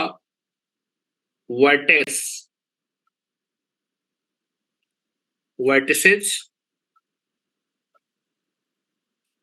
of the triangle is the radius radius of the circumcircle is the radius of the circumcircle. इस सर्कम सर्किल की रेडियस क्या होती है, जो हमारे पास दैट इज सर्कम सेंटर होता है उसकी वर्टेक्स से जो डिस्टेंस है, ये आपकी क्या कहलाती है, इस सर्कम सर्किल की रेडियस। सर्कम सर्किल की इस रेडियस को किस नाम से जाना जाता है, सर्कम रेडियस के नाम से जानते हैं। सर्कम रेडियस का मतलब है कि सर्कम सर्किल की रेडियस, और सर्कम सर्किल की रेडियस कुछ नहीं है, आपके सर्कम सेंटर की वर्टेक्स से डिस्टेंस है। ठीक है, तो मैं लिख देता हूं द रेडियस ऑफ, अब यहां लिख देता हूं, इसी के नीचे कंटिन्यूअस कर दीजिएगा, लेकिन मैं यहां लिख देता हूं the radius of the circum circle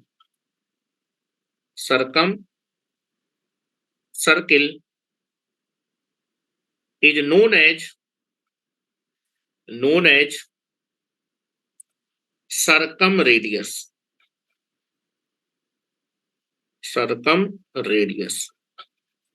उसको हम लोग क्या बोलते हैं, सर्कम रेडियस, और उसको हम स्टैंडर्ड नोटेशन होता है एंड सर्कम रेडियस, जो कि सर्कम सर्किल की रेडियस होती है। सर्कम रेडियस इज रिप्रेजेंटेड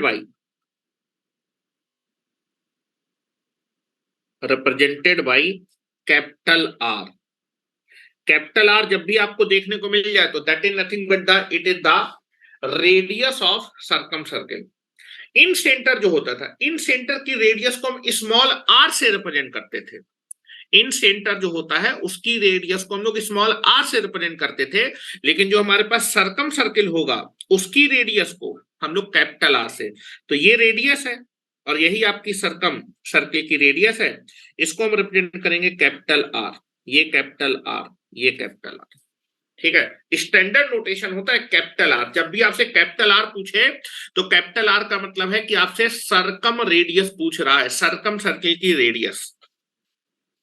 अगर आपसे पूछा जाए कि भाई जो है सर्कम रेडियस निकालना है, तो सर्कम रेडियस निकालने के मतलब आप कौन सी डिस्टेंस निकाल दो, ओ डैश बी निकाल दो, या फिर ओ डैश सी निकाल दो, या फिर ओ डैश ए निकाल दो। ये तीनों डिस्टेंस बराबर होती है और यही आपकी डिस्टेंस क्या कहलाती है, सर्कम रेडियस। तो circum radius is nothing but the, कौन सी डिस्टेंस बेटा, सर्कम रेडियस को हम लोग कैपिटल आर से रिप्रेजेंट करते हैं, और ये क्या होती है बेटा, दैट इज सर्कम सेंटर की vertex distance.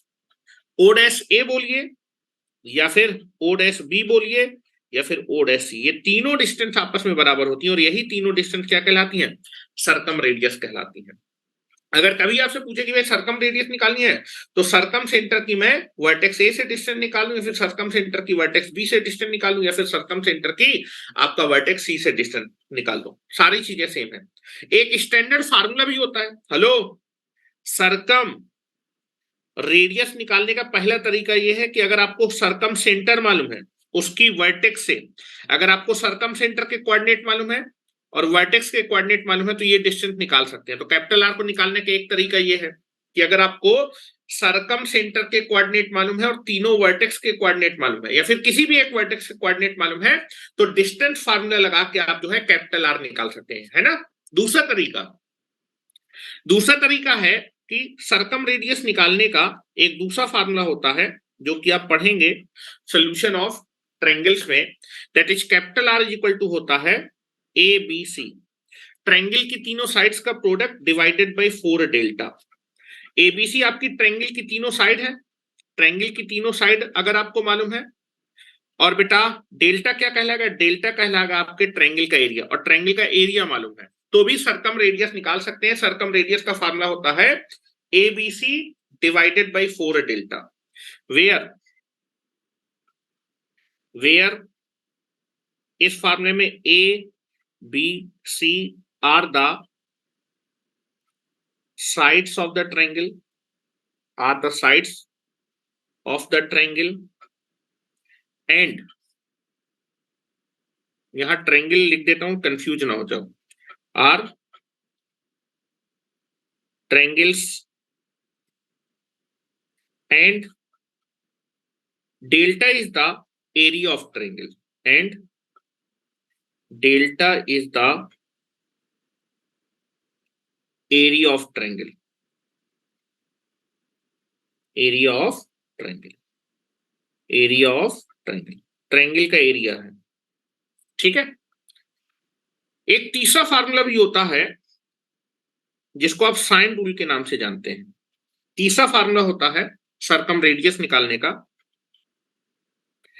A by sine A, that is side a के सामने जो एंगल है, हेलो, ये एंगल है, इसके सामने की साइड ए होती है। अगर साइड ए ले रहा है तो उसके सामने के एंगल का sine, a by sine A is equal to b by sine B is equal to c by sine C होता है।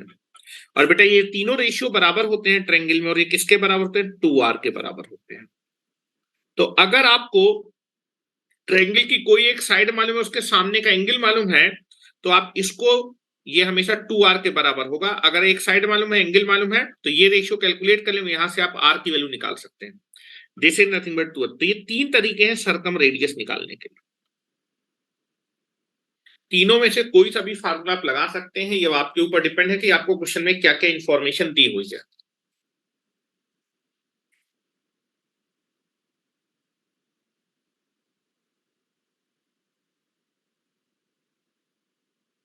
अब जो है, जो मेरे पास सरकम सेंटर होता है, अगर आपको ट्रायंगल के तीनों वर्टेक्स के कोऑर्डिनेट मालूम है, तो हम लोग सरकम सेंटर के कोऑर्डिनेट कैसे निकालते हैं उसके बारे में बात करते हैं। इसके भी मैं तीन तरीके बताऊंगा, लेकिन जो सा तरीका सबसे बेस्ट होगा उस पर हम लोग चर्चा करेंगे।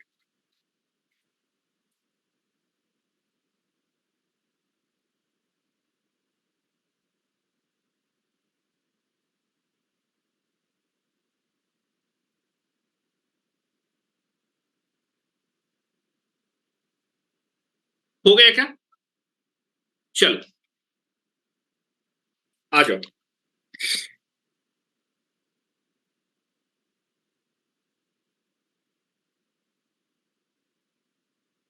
अब बात नेक्स्ट हेडिंग डालिए, that is nothing but the,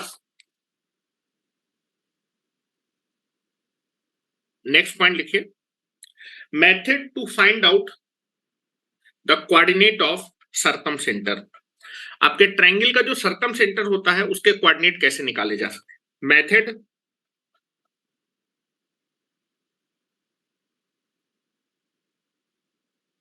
for finding the circumcentre, finding the coordinate, finding the coordinate of the circumcenter, that is o dash of the triangle। अगर आपके पास एक ट्रायंगल है और उस ट्रायंगल के सरकम सेंटर के कोऑर्डिनेट आप निकालना चाहते हैं, तो कोऑर्डिनेट कैसे निकालेंगे? तरीका, पहला तरीका तो मेरे पास एक फार्मूला होता है, लेकिन उस फार्मूले को मैं यूज नहीं करूंगा क्योंकि बहुत बड़ा फार्मूला होता है and that is not a practical method because calculation is very very lengthy. ठीक है, तो पहला मेथड लिख रहा हूं, मेथड नंबर 1, बट इस मेथड को मैं यूज नहीं करूंगा। सरकम सेंटर निकालने के लिए हम लोग दूसरा कोई मेथड यूज करेंगे, ये मेथड यूज नहीं करेंगे, फार्मूला मेथड। लेकिन किताबों में लिखा रहता है, एग्जामिनेशन में मान लो कभी आ गए तो टिक करने के लिए लिखा देता हूं। स्टेट लेवल के जो एग्जामिनेशन होते हैं उनमें पूछ लिया जाता है। ठीक है, तो यहां पर आप देखिए, आपके पास अगर एक ट्रायंगल है और उस ट्रायंगल के अगर तीनों वर्टेक्स के कोऑर्डिनेट आपको मालूम है,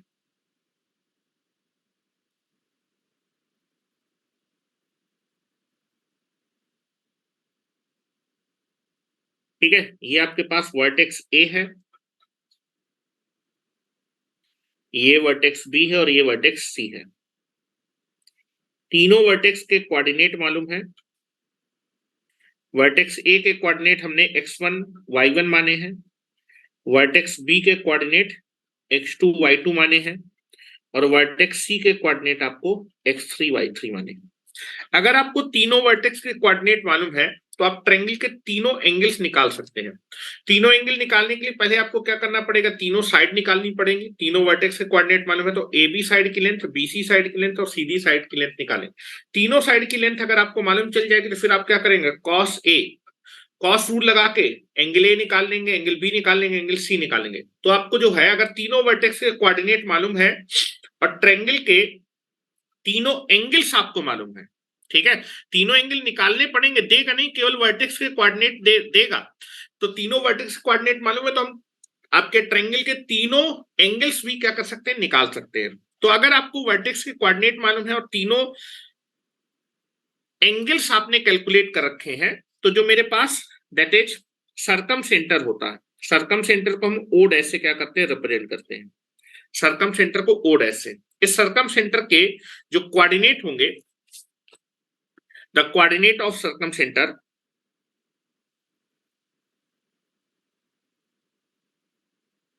coordinate of सरकम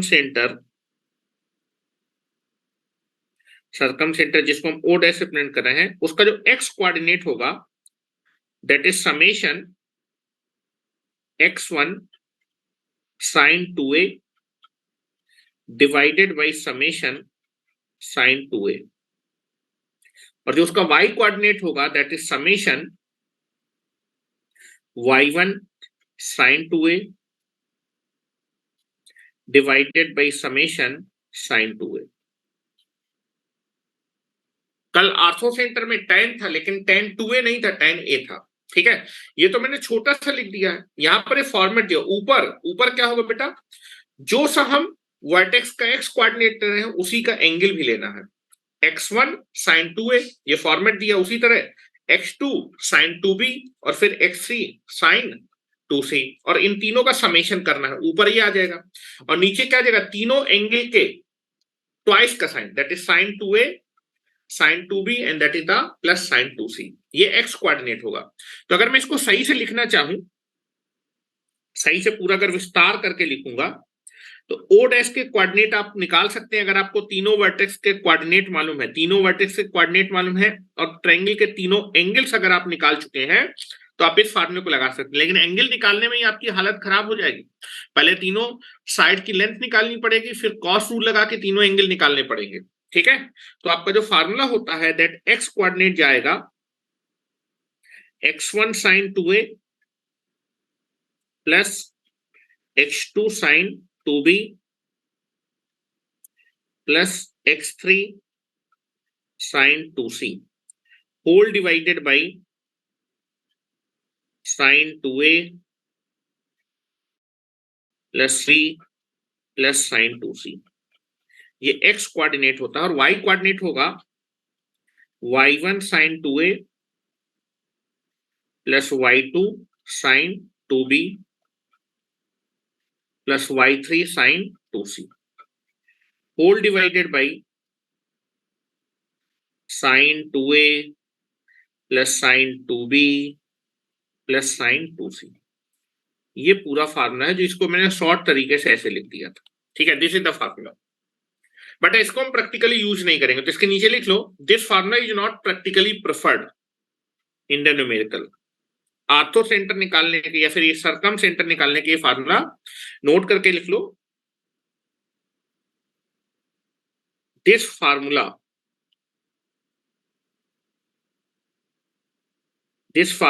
of circumcentre, this formula of circumcenter is not preferred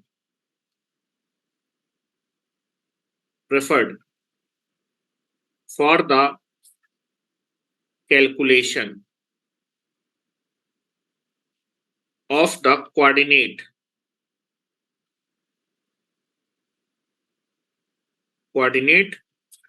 of the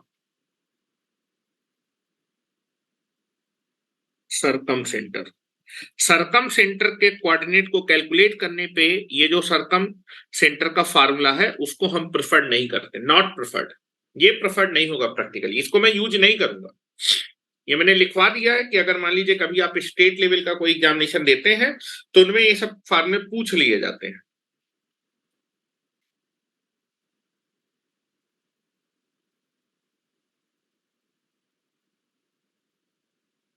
चलिए, तो तरीका क्या होगा? एक तो तरीका है डिस्टेंस फार्मूला यूज कर सकते हैं सरकम सेंटर को निकालने के लिए। ध्यान से देखिएगा,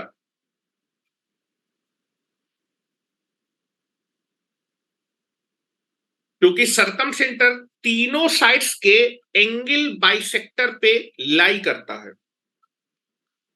आपका सरकम सेंटर तीनों साइड्स के परपेंडिकुलर बाइसेक्टर पे लाई करता है, इसलिए सरकम सेंटर की तीनों वर्टेक्स से डिस्टेंस सेम है, इसी का यूज करेंगे। एक तो तरीका ही है, लेकिन इसमें भी अंडर रूट आ जाएगा डिस्टेंस फार्मूले से, तो उसमें भी कैलकुलेशन थोड़ी सी लंबी हो जाती है कई बार, लेकिन but that is the good method. ठीक है, इसके मुकाबले तो अच्छा मेथड होगा वो, और एक इक्वेशन वाला होगा, वो भी आपका लेंदी होगा। तो हम लोग डिस्टेंस बराबर कर देंगे हमेशा। ध्यान से, दूसरा मेथड लिखने जा रहा हूं। क्या ये लिख लिया है क्या आप लोगों ने? लिख लिया है? आगे चलो, कोऑर्डिनेट स्टार्ट हो गए नीतू तुम लोगों का? क्यों? सर होने वाला होने वाला है। चलो, बाइनोमियल खत्म हो गया? यस सर, खत्म हो चुका है। ओके, चलो चलो, मेथड नंबर 2।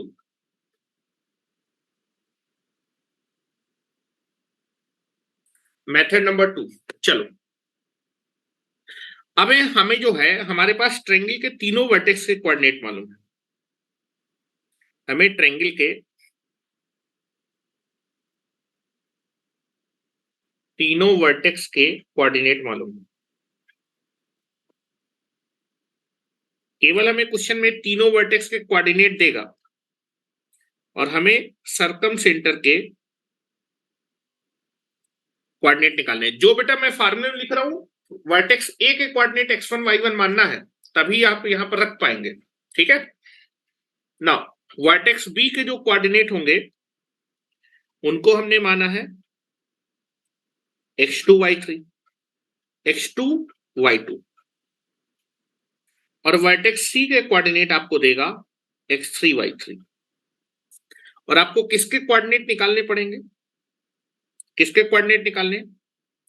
सरकम सेंटर, इसके कोऑर्डिनेट निकालने। तो चलो लेट कर लेते हैं भाई, इसके कोऑर्डिनेट हमें निकालने, इसके कोऑर्डिनेट हम h के मान लेते हैं, और ये मैंने लेट किए हैं।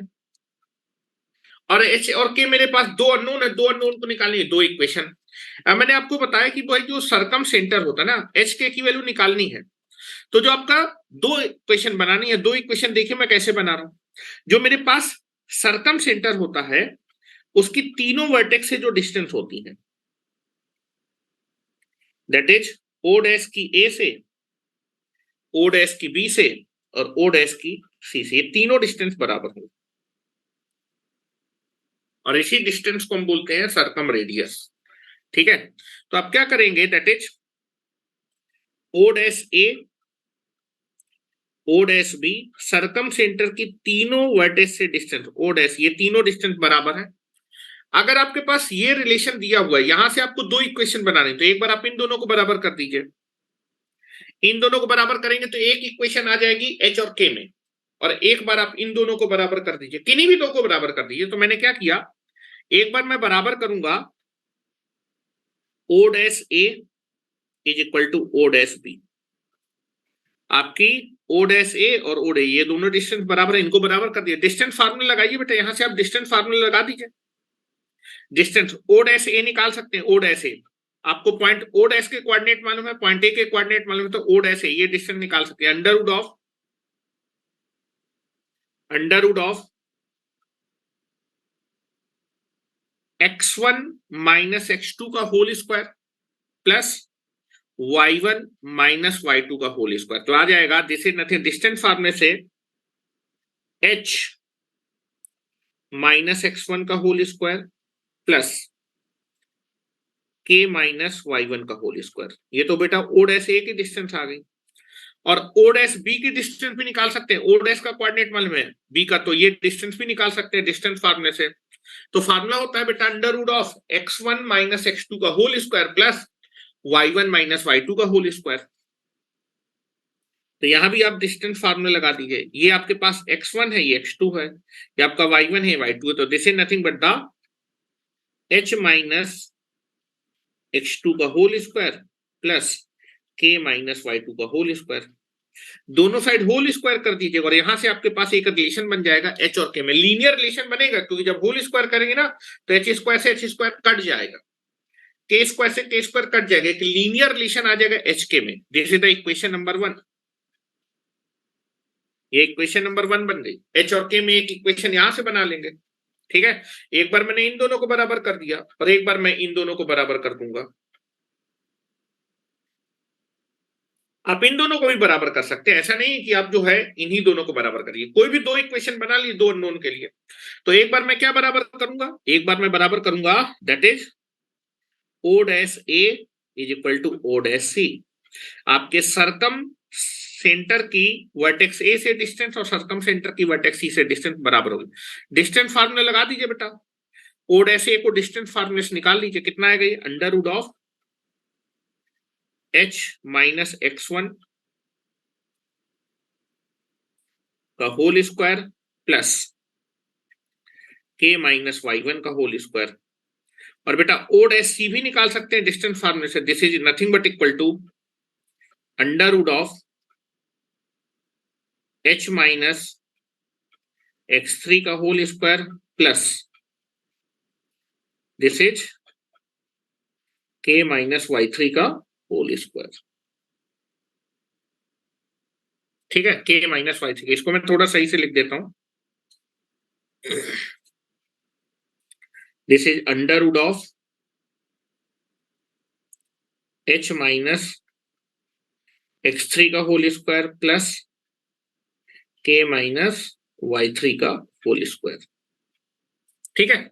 और यहां से भी जब इसको ओपन करेंगे होल होल स्क्वायर करें तो एक लीनियर इक्वेशन h और k में यहां पर आएगी, दो इक्वेशन दो नोन सॉल्व करके h और k आ जाएंगे। लिख रहा हूं by solving the equation number 1, equation 1 and equation 2 we got the value of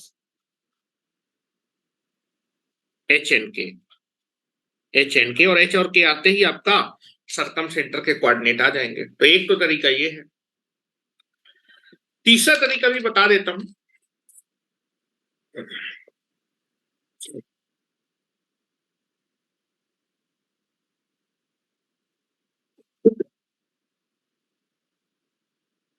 तीसरा तरीका,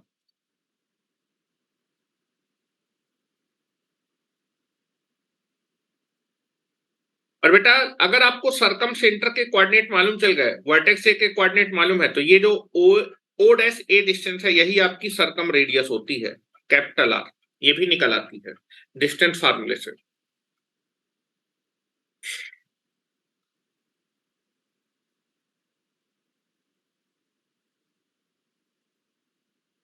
हो गया क्या? यस चलो मेथड नंबर 3 देखिए।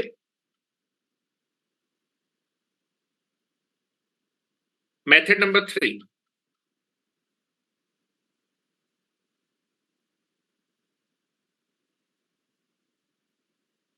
मेथड नंबर 3, ठीक है।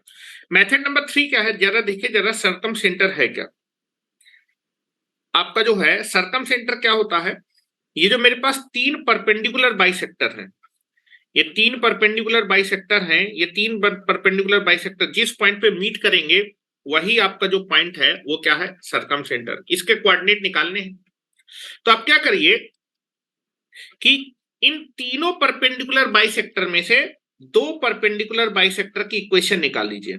और बेटा ये दो परपेंडिकुलर बाइसेक्टर जिस पॉइंट पे क्या कहोगे, इंटरसेक्ट करेंगे, इन दोनों लाइन का जो इंटरसेक्शन पॉइंट होगा, परपेंडिकुलर बाइसेक्टर का जो इंटरसेक्शन पॉइंट है वही आपका क्या होगा, आपका सरकम सेंटर होगा। तो तीसरा तरीका होगा कि मैं क्या करूंगा, इन तीनों परपेंडिकुलर बाइसेक्टर में से दो परपेंडिकुलर बाइसेक्टर की इक्वेशन को निकालूंगा और उनको साइमल्टेनियसली सॉल्व करूंगा। साइमल्टेनियसली सॉल्व करेंगे जब इक्वेशन को, तो दोनों का इंटरसेक्शन पॉइंट होगा, और परपेंडिकुलर बाइसेक्टर का जो इंटरसेक्शन पॉइंट होता है वो आपका सर्कमसेंटर होता है। ठीक है, तो तीसरे मेथड में जरा लिख लीजिए, मैं आपको समझाता हूं कैसे निकालते हैं। जब वैल्यू नहीं होंगी तो आसानी से कैलकुलेट हो जाएगा वो। तो लिखिए, मेथड नंबर थर्ड में हम क्या करते हैं, टू ऑब्टेन, टू या फिर ओडेस, ओडेस का मतलब सर्कमसेंटर, ओडेस, ओडेस का मतलब दैट इज सर्कमसेंटर, ओडेस का मतलब circumcentre can be obtained, can be obtained by solving, by solving any two किन्हीं भी दो, any two equations, by solving any two equation of perpendicular bisectors। तीन में से दो परपेंडिकुलर बाइसेक्टर की इक्वेशन निकाल लीजिए और उनको आपस में सॉल्व कर लीजिए। सॉल्व करने का मतलब दोनों परपेंडिकुलर बाइसेक्टर का इंटरसेक्शन पॉइंट आ जाएगा, और परपेंडिकुलर बाइसेक्टर का इंटरसेक्शन पॉइंट ही आपका सर्कमसेंटर कहलाता है, perpendicular bisector of side, of the sides. ठीक है, तो चलो मैं निकालता हूं, जरा देखिए। चलो मैं ट्रायंगल बना रहा हूं और मैं आपको कैलकुलेट करके दिखा रहा हूं, सेम प्रोसीजर फॉलो करना है। ये मेरे पास ट्रायंगल एबीसी है, ठीक है। ट्रायंगल एबीसी में किन्हीं भी दो परपेंडिकुलर बाइसेक्टर की क्या करिए, इक्वेशन को निकालिए। आपको तीनों वर्टेक्स के कोऑर्डिनेट दिए गए हैं, केवल वर्टेक्स ए के कोऑर्डिनेट मालूम है, वर्टेक्स बी के कोऑर्डिनेट मालूम है और वर्टेक्स सी के कोऑर्डिनेट मालूम है, और आपको सर्कमसेंटर के कोऑर्डिनेट निकालने हैं। केवल आपको तीनों वर्टेक्स के कोऑर्डिनेट मालूम है। वर्टेक्स बी के कोऑर्डिनेट क्या है, x2, y2, और वर्टेक्स सी के जो कोऑर्डिनेट हैं वो है x3, y3।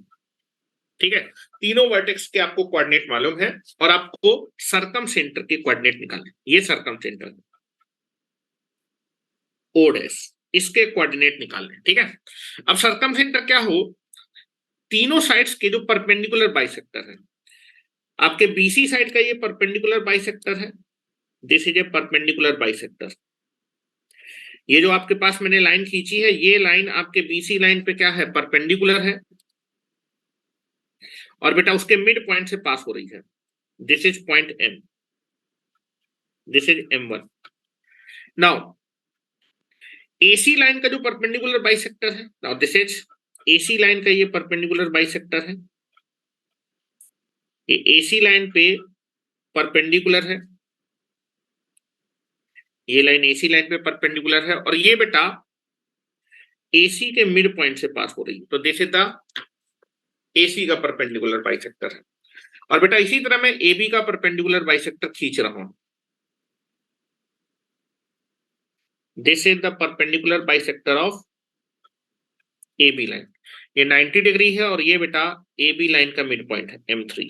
ठीक है, आपको इन तीन परपेंडिकुलर बाइसेक्टर में से दो परपेंडिकुलर बाइसेक्टर की इक्वेशन निकाल लीजिए, और निकालने के बाद इन दोनों की अगर लाइन की इक्वेशन आ जाएगी, परपेंडिकुलर बाइसेक्टर जो कि एक लाइन है, लाइन की इक्वेशन आएगी, उनको आपस में सॉल्व कर देंगे तो उनका इंटरसेक्शन पॉइंट आ जाएगा, और परपेंडिकुलर बाइसेक्टर का इंटरसेक्शन पॉइंट ही आपका सर्कमसेंटर आएगा। जो XY आएंगे वो सर्कमसेंटर के कोऑर्डिनेट होंगे। ठीक है, चलो तो मैं क्या करूं, किन्हीं भी तीन में से दो परपेंडिकुलर बाइसेक्टर की इक्वेशन निकालो। तो मैं किस किस परपेंडिकुलर बाइसेक्टर की इक्वेशन निकालो, एक तो इस वाले परपेंडिकुलर बाइसेक्टर की इक्वेशन निकाले ले रहा हूं, और एक इस परपेंडिकुलर बाइसेक्टर की इक्वेशन निकाल, इन दोनों की इक्वेशन को निकाल लूंगा, बाद में उनको सॉल्व कर लूंगा। ठीक है, चलो तो मैं पहले क्या करने वाला हूं, हाँ मैं क्या करने वाला हूं, आपके इक्वेशन को फाइंड करने वाला हूं।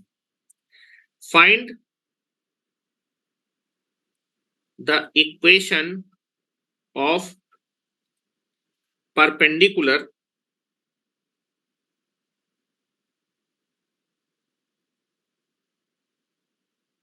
bisector of BC side. जो बीसी साइड है ना, ये जो बीसी साइड है इसका ये परपेंडिकुलर बाइसेक्टर है, इसकी इक्वेशन को फाइंड आउट करने जा रहा हूं। और बेटा इस परपेंडिकुलर बाइसेक्टर का नाम मैं दे रहा हूं क्योंकि ये जो परपेंडिकुलर बाइसेक्टर है ना वो ओ डैश और M1 से पास कर रहा है, तो इसको मैं लूंगा O डैश M1। ठीक है, दैट इज BC का जो परपेंडिकुलर बाइसेक्टर है उसको मैं बोलूंगा this is called O dash M1 line. Line है ना ये, इसकी इक्वेशन में निकालने जा रहा हूं। ठीक है, अच्छा ये बताओ यार, जो है अगर किसी भी लाइन की इक्वेशन निकालनी है O डैश M1, इस लाइन की इक्वेशन निकालनी है, ये लाइन ही आपकी परपेंडिकुलर, किसी भी लाइन की इक्वेशन निकालने के लिए उस लाइन का स्लोप मालूम होना चाहिए। अगर मुझे इस O डैश M1 लाइन का स्लोप मालूम चल जाए, और बेटा ये लाइन आपके किसी एक पॉइंट से अगर पास कर रही है, ठीक है, ये जो आपके पास O डैश M1 लाइन है वो M1 पॉइंट से पास कर रही है, तो आप क्या कर सकते हैं, स्लोप पॉइंट फॉर्म लगा सकते हैं। ठीक है, क्या स्लोप पॉइंट फॉर्म लगा सकते हैं ना, और स्लोप पॉइंट फॉर्म लगा के आप इस O डैश M1 लाइन की इक्वेशन निकाल सकते हैं। ध्यान से देखिएगा, आपको केवल ट्रायंगल के तीनों वर्टेक्स के कोऑर्डिनेट मालूम है। ये बताओ भाई, ये जो BC लाइन है और O डैश M1 लाइन है, क्या ये परपेंडिकुलर लाइंस है?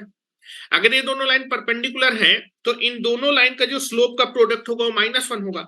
मैं BC का स्लोप निकाल सकता हूं, और BC का स्लोप आ जाएगा तो इसके परपेंडिकुलर बाइसेक्टर का भी स्लोप आ जाएगा। क्या मेरी बात क्लियर है निशांत? क्या मेरी बात क्लियर है? हाँ सर क्लियर है। चलो यहां पर आओ, तो यहां पर देखिए जरा, पहले तो मैं इसका स्लोप निकालने जा रहा हूं, जो कि आपके पास O डैश M1 लाइन और BC लाइन परपेंडिकुलर है। O डैश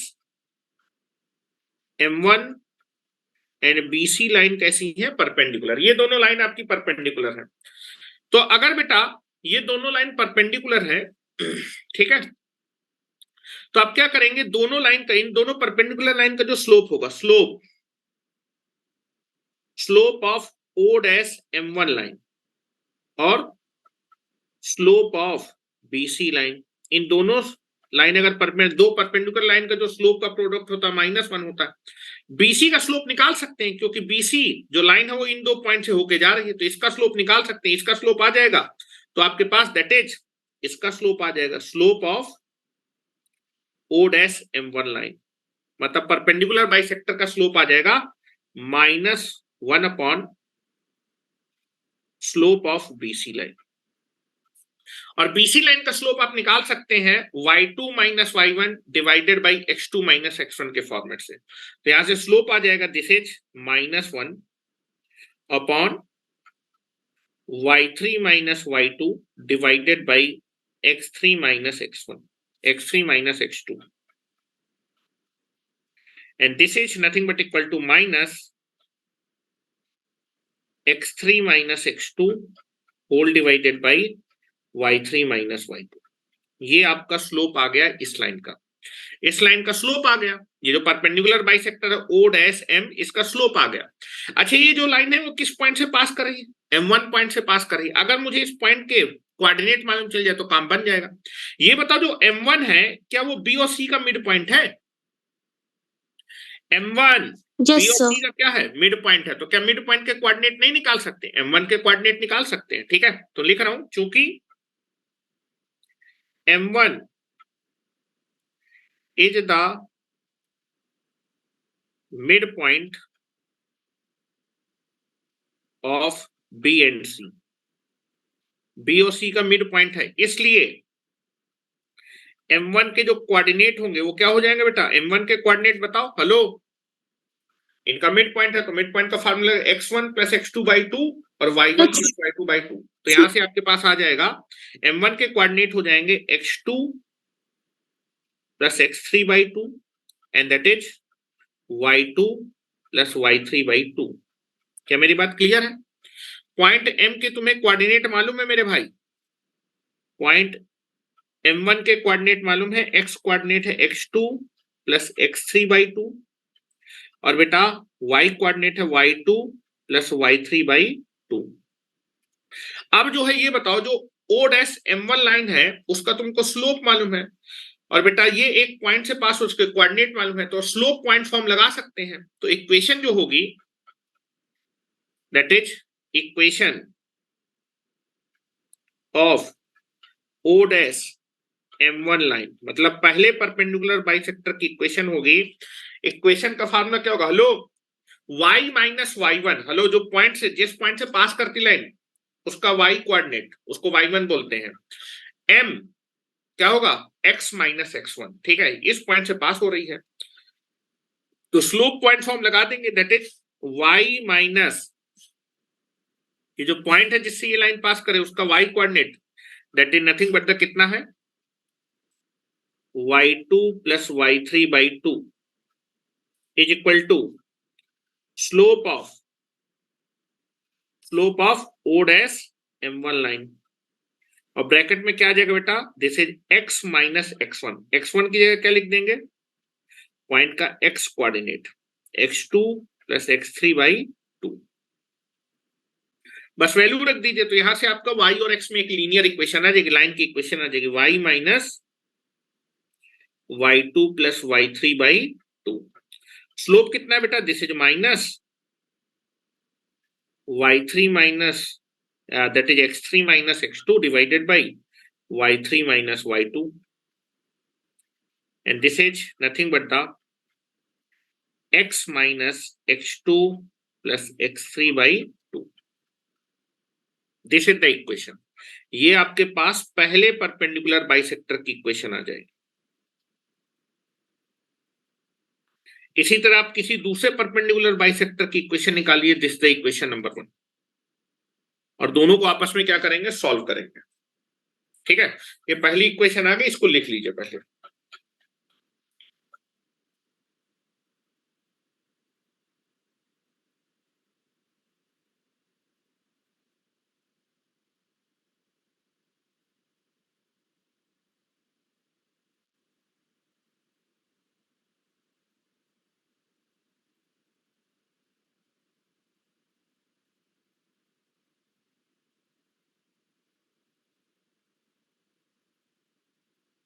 ये मैंने एक्स वाई जेड मान के निकाल लिया वेरिएबल में, लेकिन जब पॉइंट दिए होंगे ना तो 2 सेकंड में कैलकुलेट हो जाएगा सारी चीज न्यूमेरिकली जब आएंगी, लेकिन मैं पूरा प्रोसीजर लिखवा रहा हूं आपको, कहीं भी किसी भी प्रकार का आपको जो है दिक्कत ना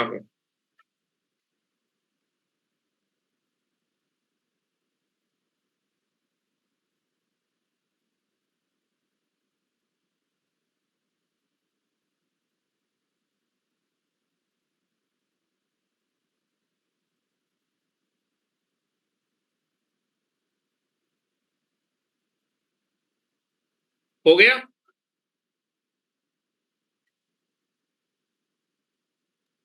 सर थोड़ा हाँ ठीक है, लिखो लिखो लिखो।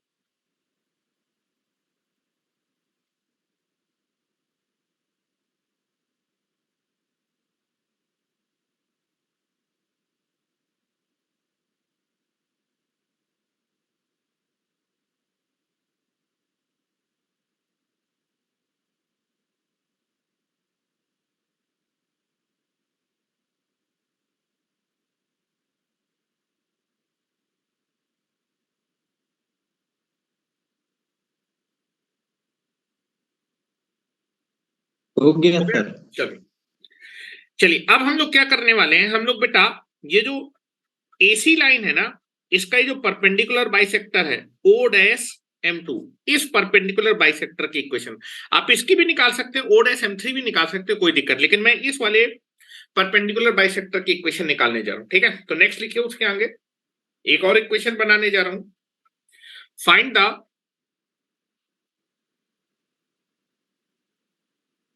The equation of perpendicular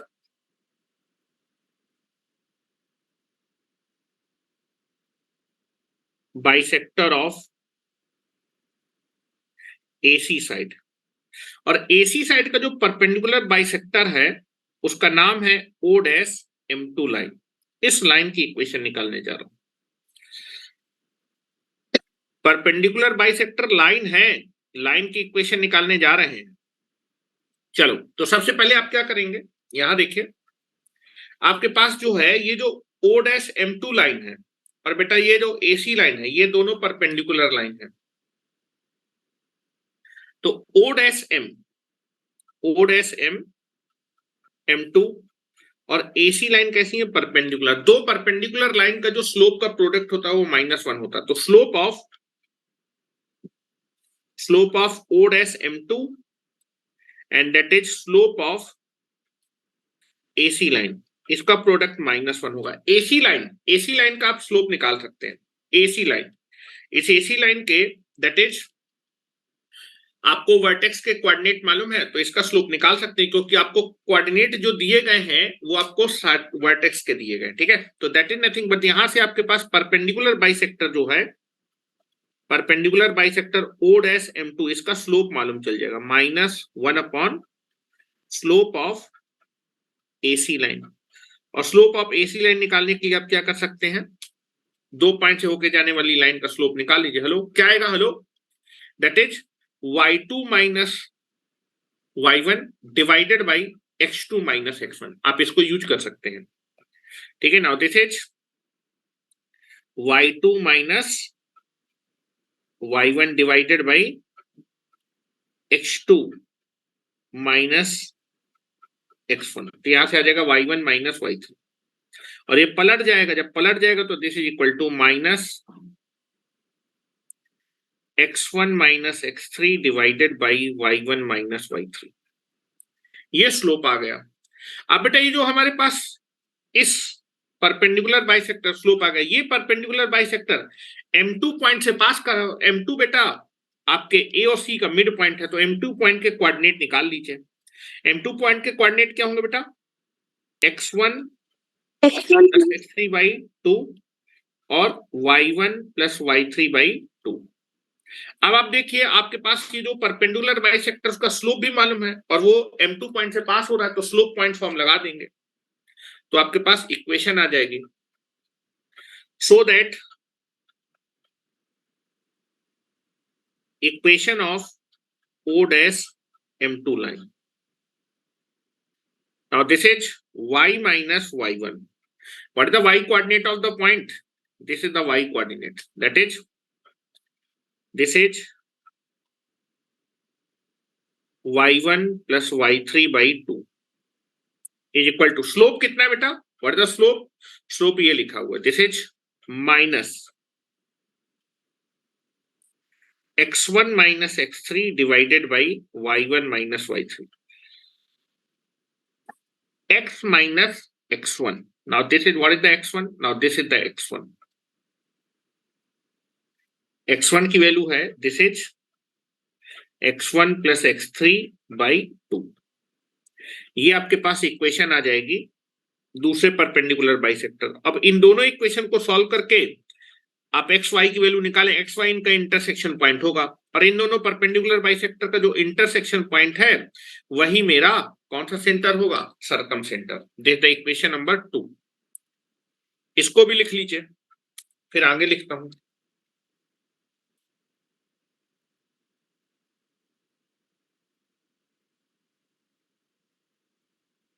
sir done. देखिए तीनों में से डिस्टेंस फार्मूला सबसे बेटर रहेगा। हाँ बेटा क्या बोल रही थी नीतू? सर हो गया। हो गया सर 1 सेकेंड। हाँ हाँ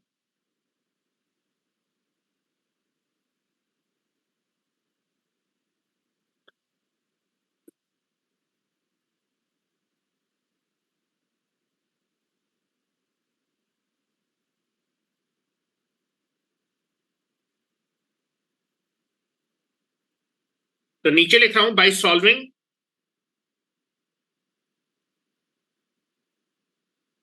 solving the equation number 1 and equation number 2 we got the intersection point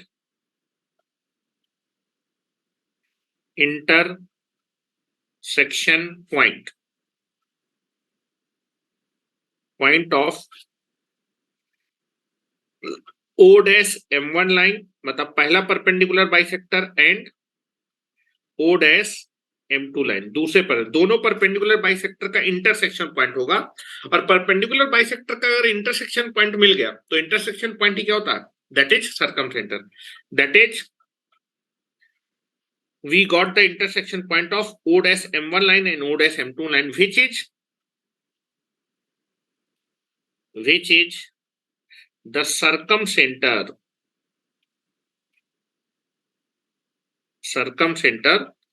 of the triangle, जो कि आपके ट्रायंगल के सर्कम सेंटर को क्या करेगा, रिप्रेजेंट करेगा। ठीक है, अब जो सर्कम सेंटर होता है वो भी आपका जो है उसकी लोकेशन सर्किल के अंदर भी हो सकती है, सर्किल के बाहर भी हो सकती है और सर्किल के किसी साइड पे हो सकती है। ठीक है, तो वो डिपेंड करेगा किस प्रकार का ट्रायंगल है। तो उस चीज को हम लोग कल कर लेंगे और कल करने के बाद हम लोग जो है ये सारी इसकी कुछ मिक्स प्रॉपर्टी होती है उनको देखेंगे और उसके बाद जितना हमने पढ़ा है उसके न्यूमेरिकल को लगाने की कोशिश करेंगे। क्या मेरी बात क्लियर है? तो आज के लिए हम लोग इतना ही रख रहे हैं। आप सारे पॉइंट याद करके आइएगा, ठीक है, क्योंकि मैं जब क्वेश्चन लगाऊंगा तो सारी चीजें यूज होंगी। फिर आप ये मत सोचिए फिर मैं आपको बताऊंगा दोबारा। मैं आपको इत्मीनान से बता रहा हूं, ये सारी चीजें एक बार बताने के बाद आपको आनी चाहिए जब मैं इसका एप्लीकेशन करूंगा।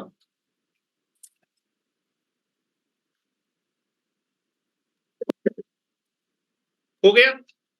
जी सर। चलो, तो आज के लिए इतना ही रखते हैं, कल इसके आगे कंटिन्यू करते हैं। ठीक है, कल लेकिन क्लास 9 बजे से रखेंगे थोड़ा सा। ठीक है, चलो आप मीटिंग को लीव कर सकते हैं। Okay sir. चलो, okay, good night sir. Good night बेटा।